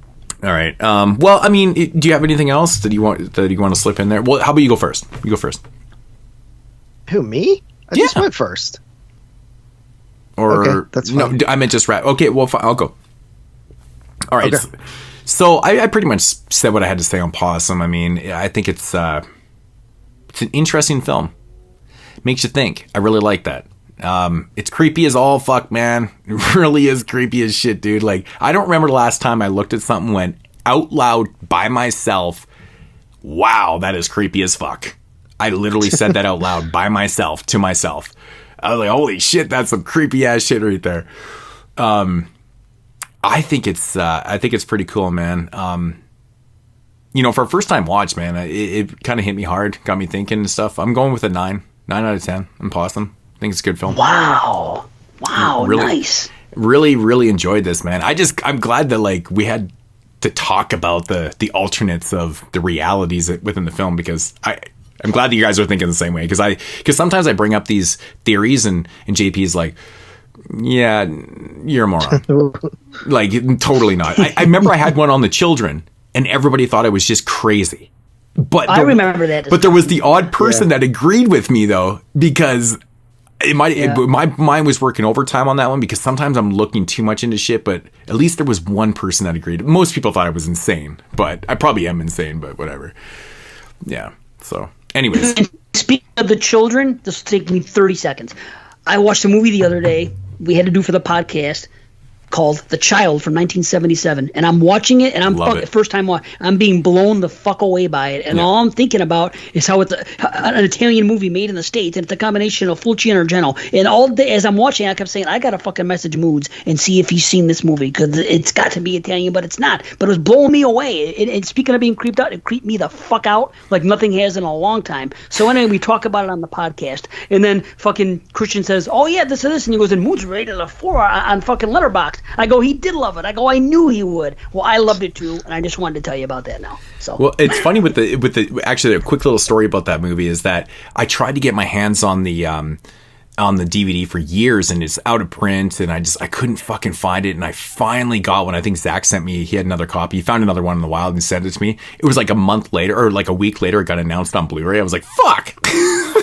I looked for so fucking long. I looked so long for it, and also I have like 2 copies of it in like 2 weeks. It's ridiculous. That's why you don't they just announced it's coming? No, to Blue now? No, it's been out for a while. I gotta find it. Okay, sorry, JP. I know we gotta get going.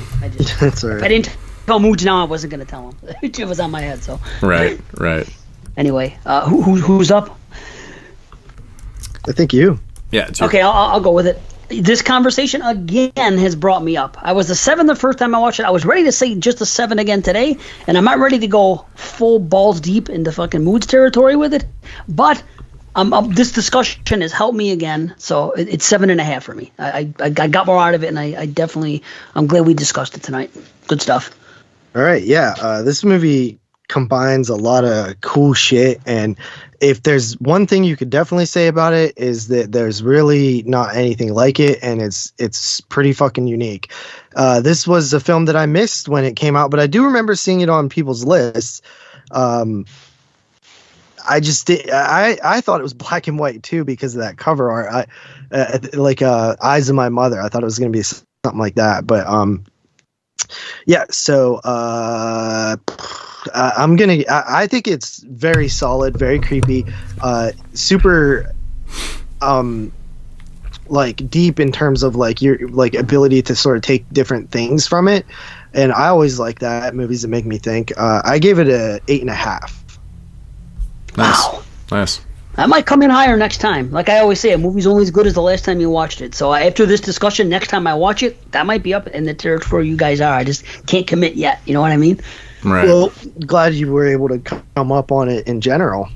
Yeah, it's always good. Yeah, fucking great discussions, both movies tonight, man. Shit. Yeah, I kind of feel like I kind of felt like that was going to happen with these. When I finished watching, I was like, shit, dude. Like, I guess we probably should have cut down the intro a little bit, man, because these were worthy of talking about for a while. So, but it is what it is. But I blame Instagram. Blaming Instagram today for sure. Yeah, that was. We literally talked about that for like 45 minutes, man. It was crazy. Yeah. So yeah, I wasn't lying when I said we were going to bring it up. So, but yeah, so that is going to conclude Possum from 2018-19. That's classic, man. That's classic. All right, guys. Hope you enjoyed the show. Dave, thanks for stopping by once again. Thank you. Great to be here, man. Do you want to be back in a couple weeks to do a Universal show? Sure. Yeah. Okay. Yeah, so we're recording that on the 28th moods? 25th. 25th, sorry.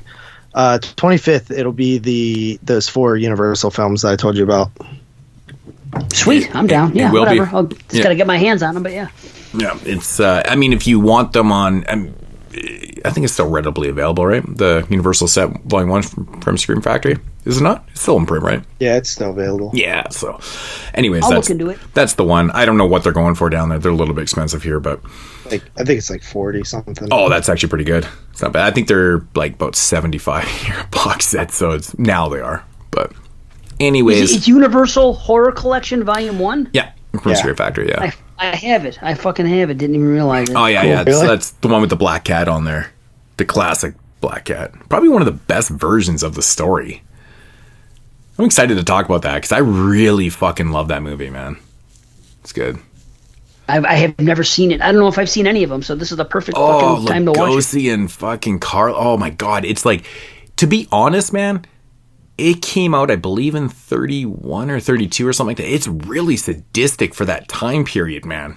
Like, they take the story and kind of flip it and, like, do some... It's crazy, man. Like, it's very shocking for the time. It really is. It's good. Awesome. I think it's Jerry Herring's favorite movie or something. Yeah. There's, like, 6 volumes of this, so I'm sure we'll return to it again.